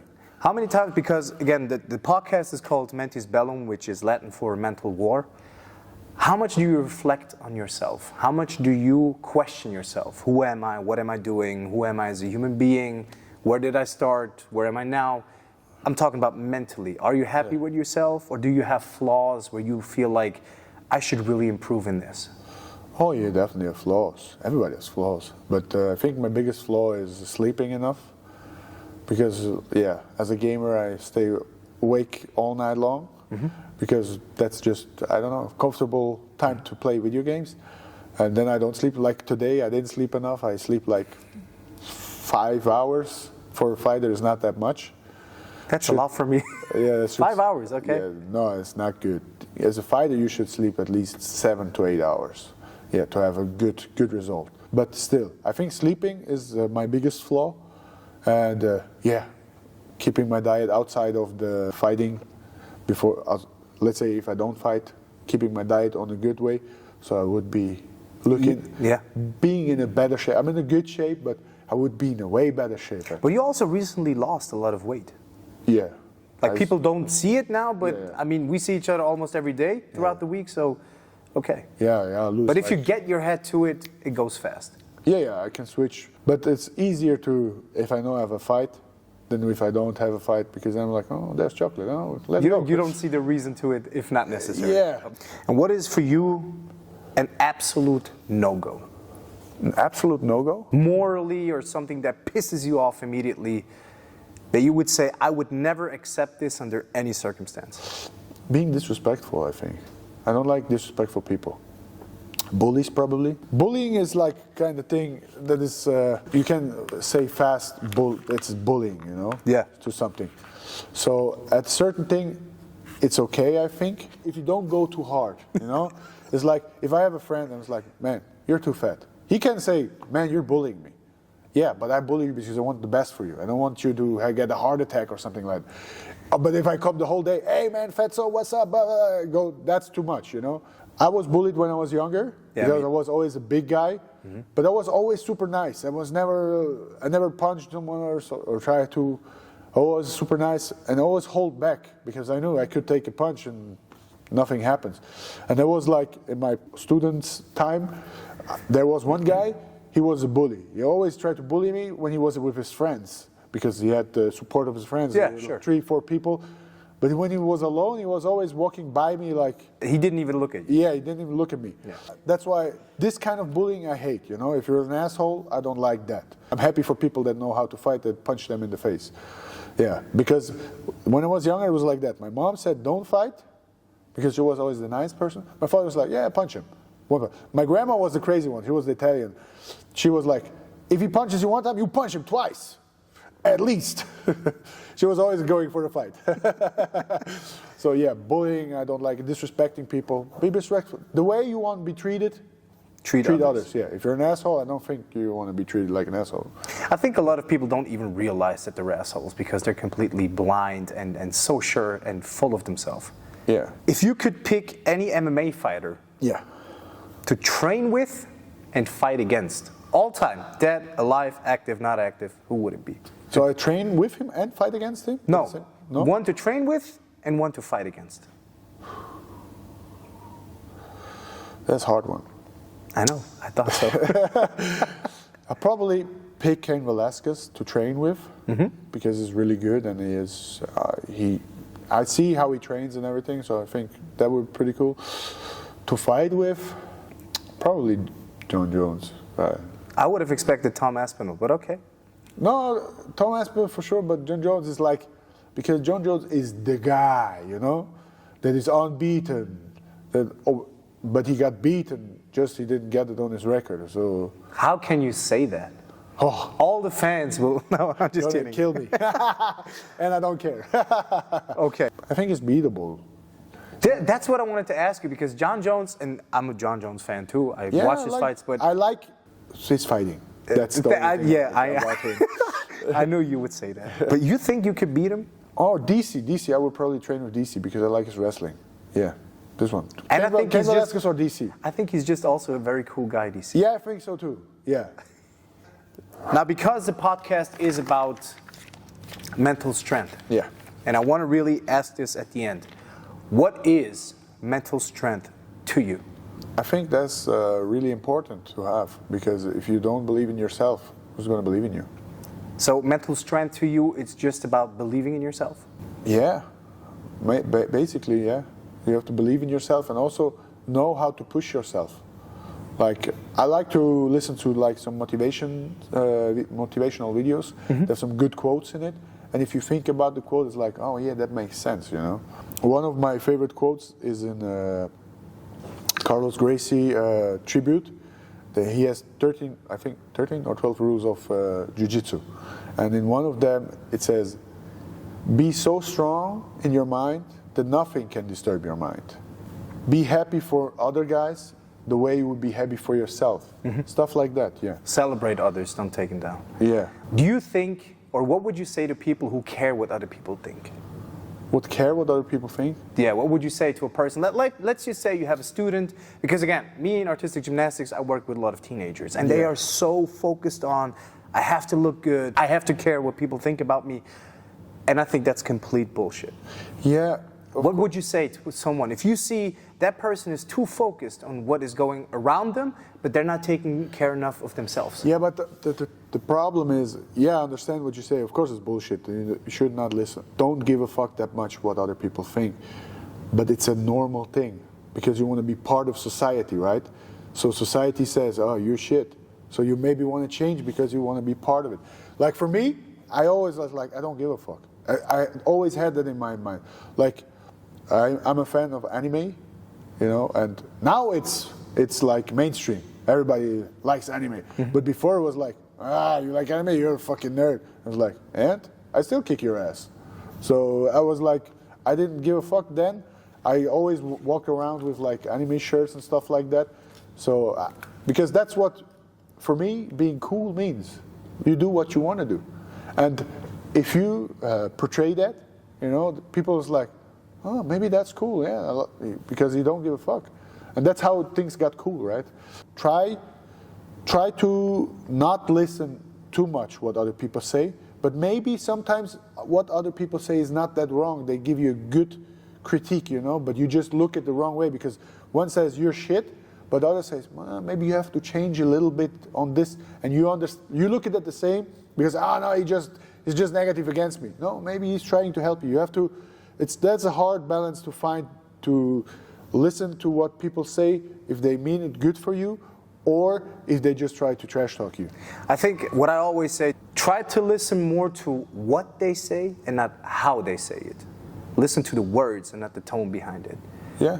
And to me it's poisonous to listen to people because most of the people don't want good for you. How many people out there care about you? How many people care about what you do? No, most of them are jealous. I'm just saying. Yeah.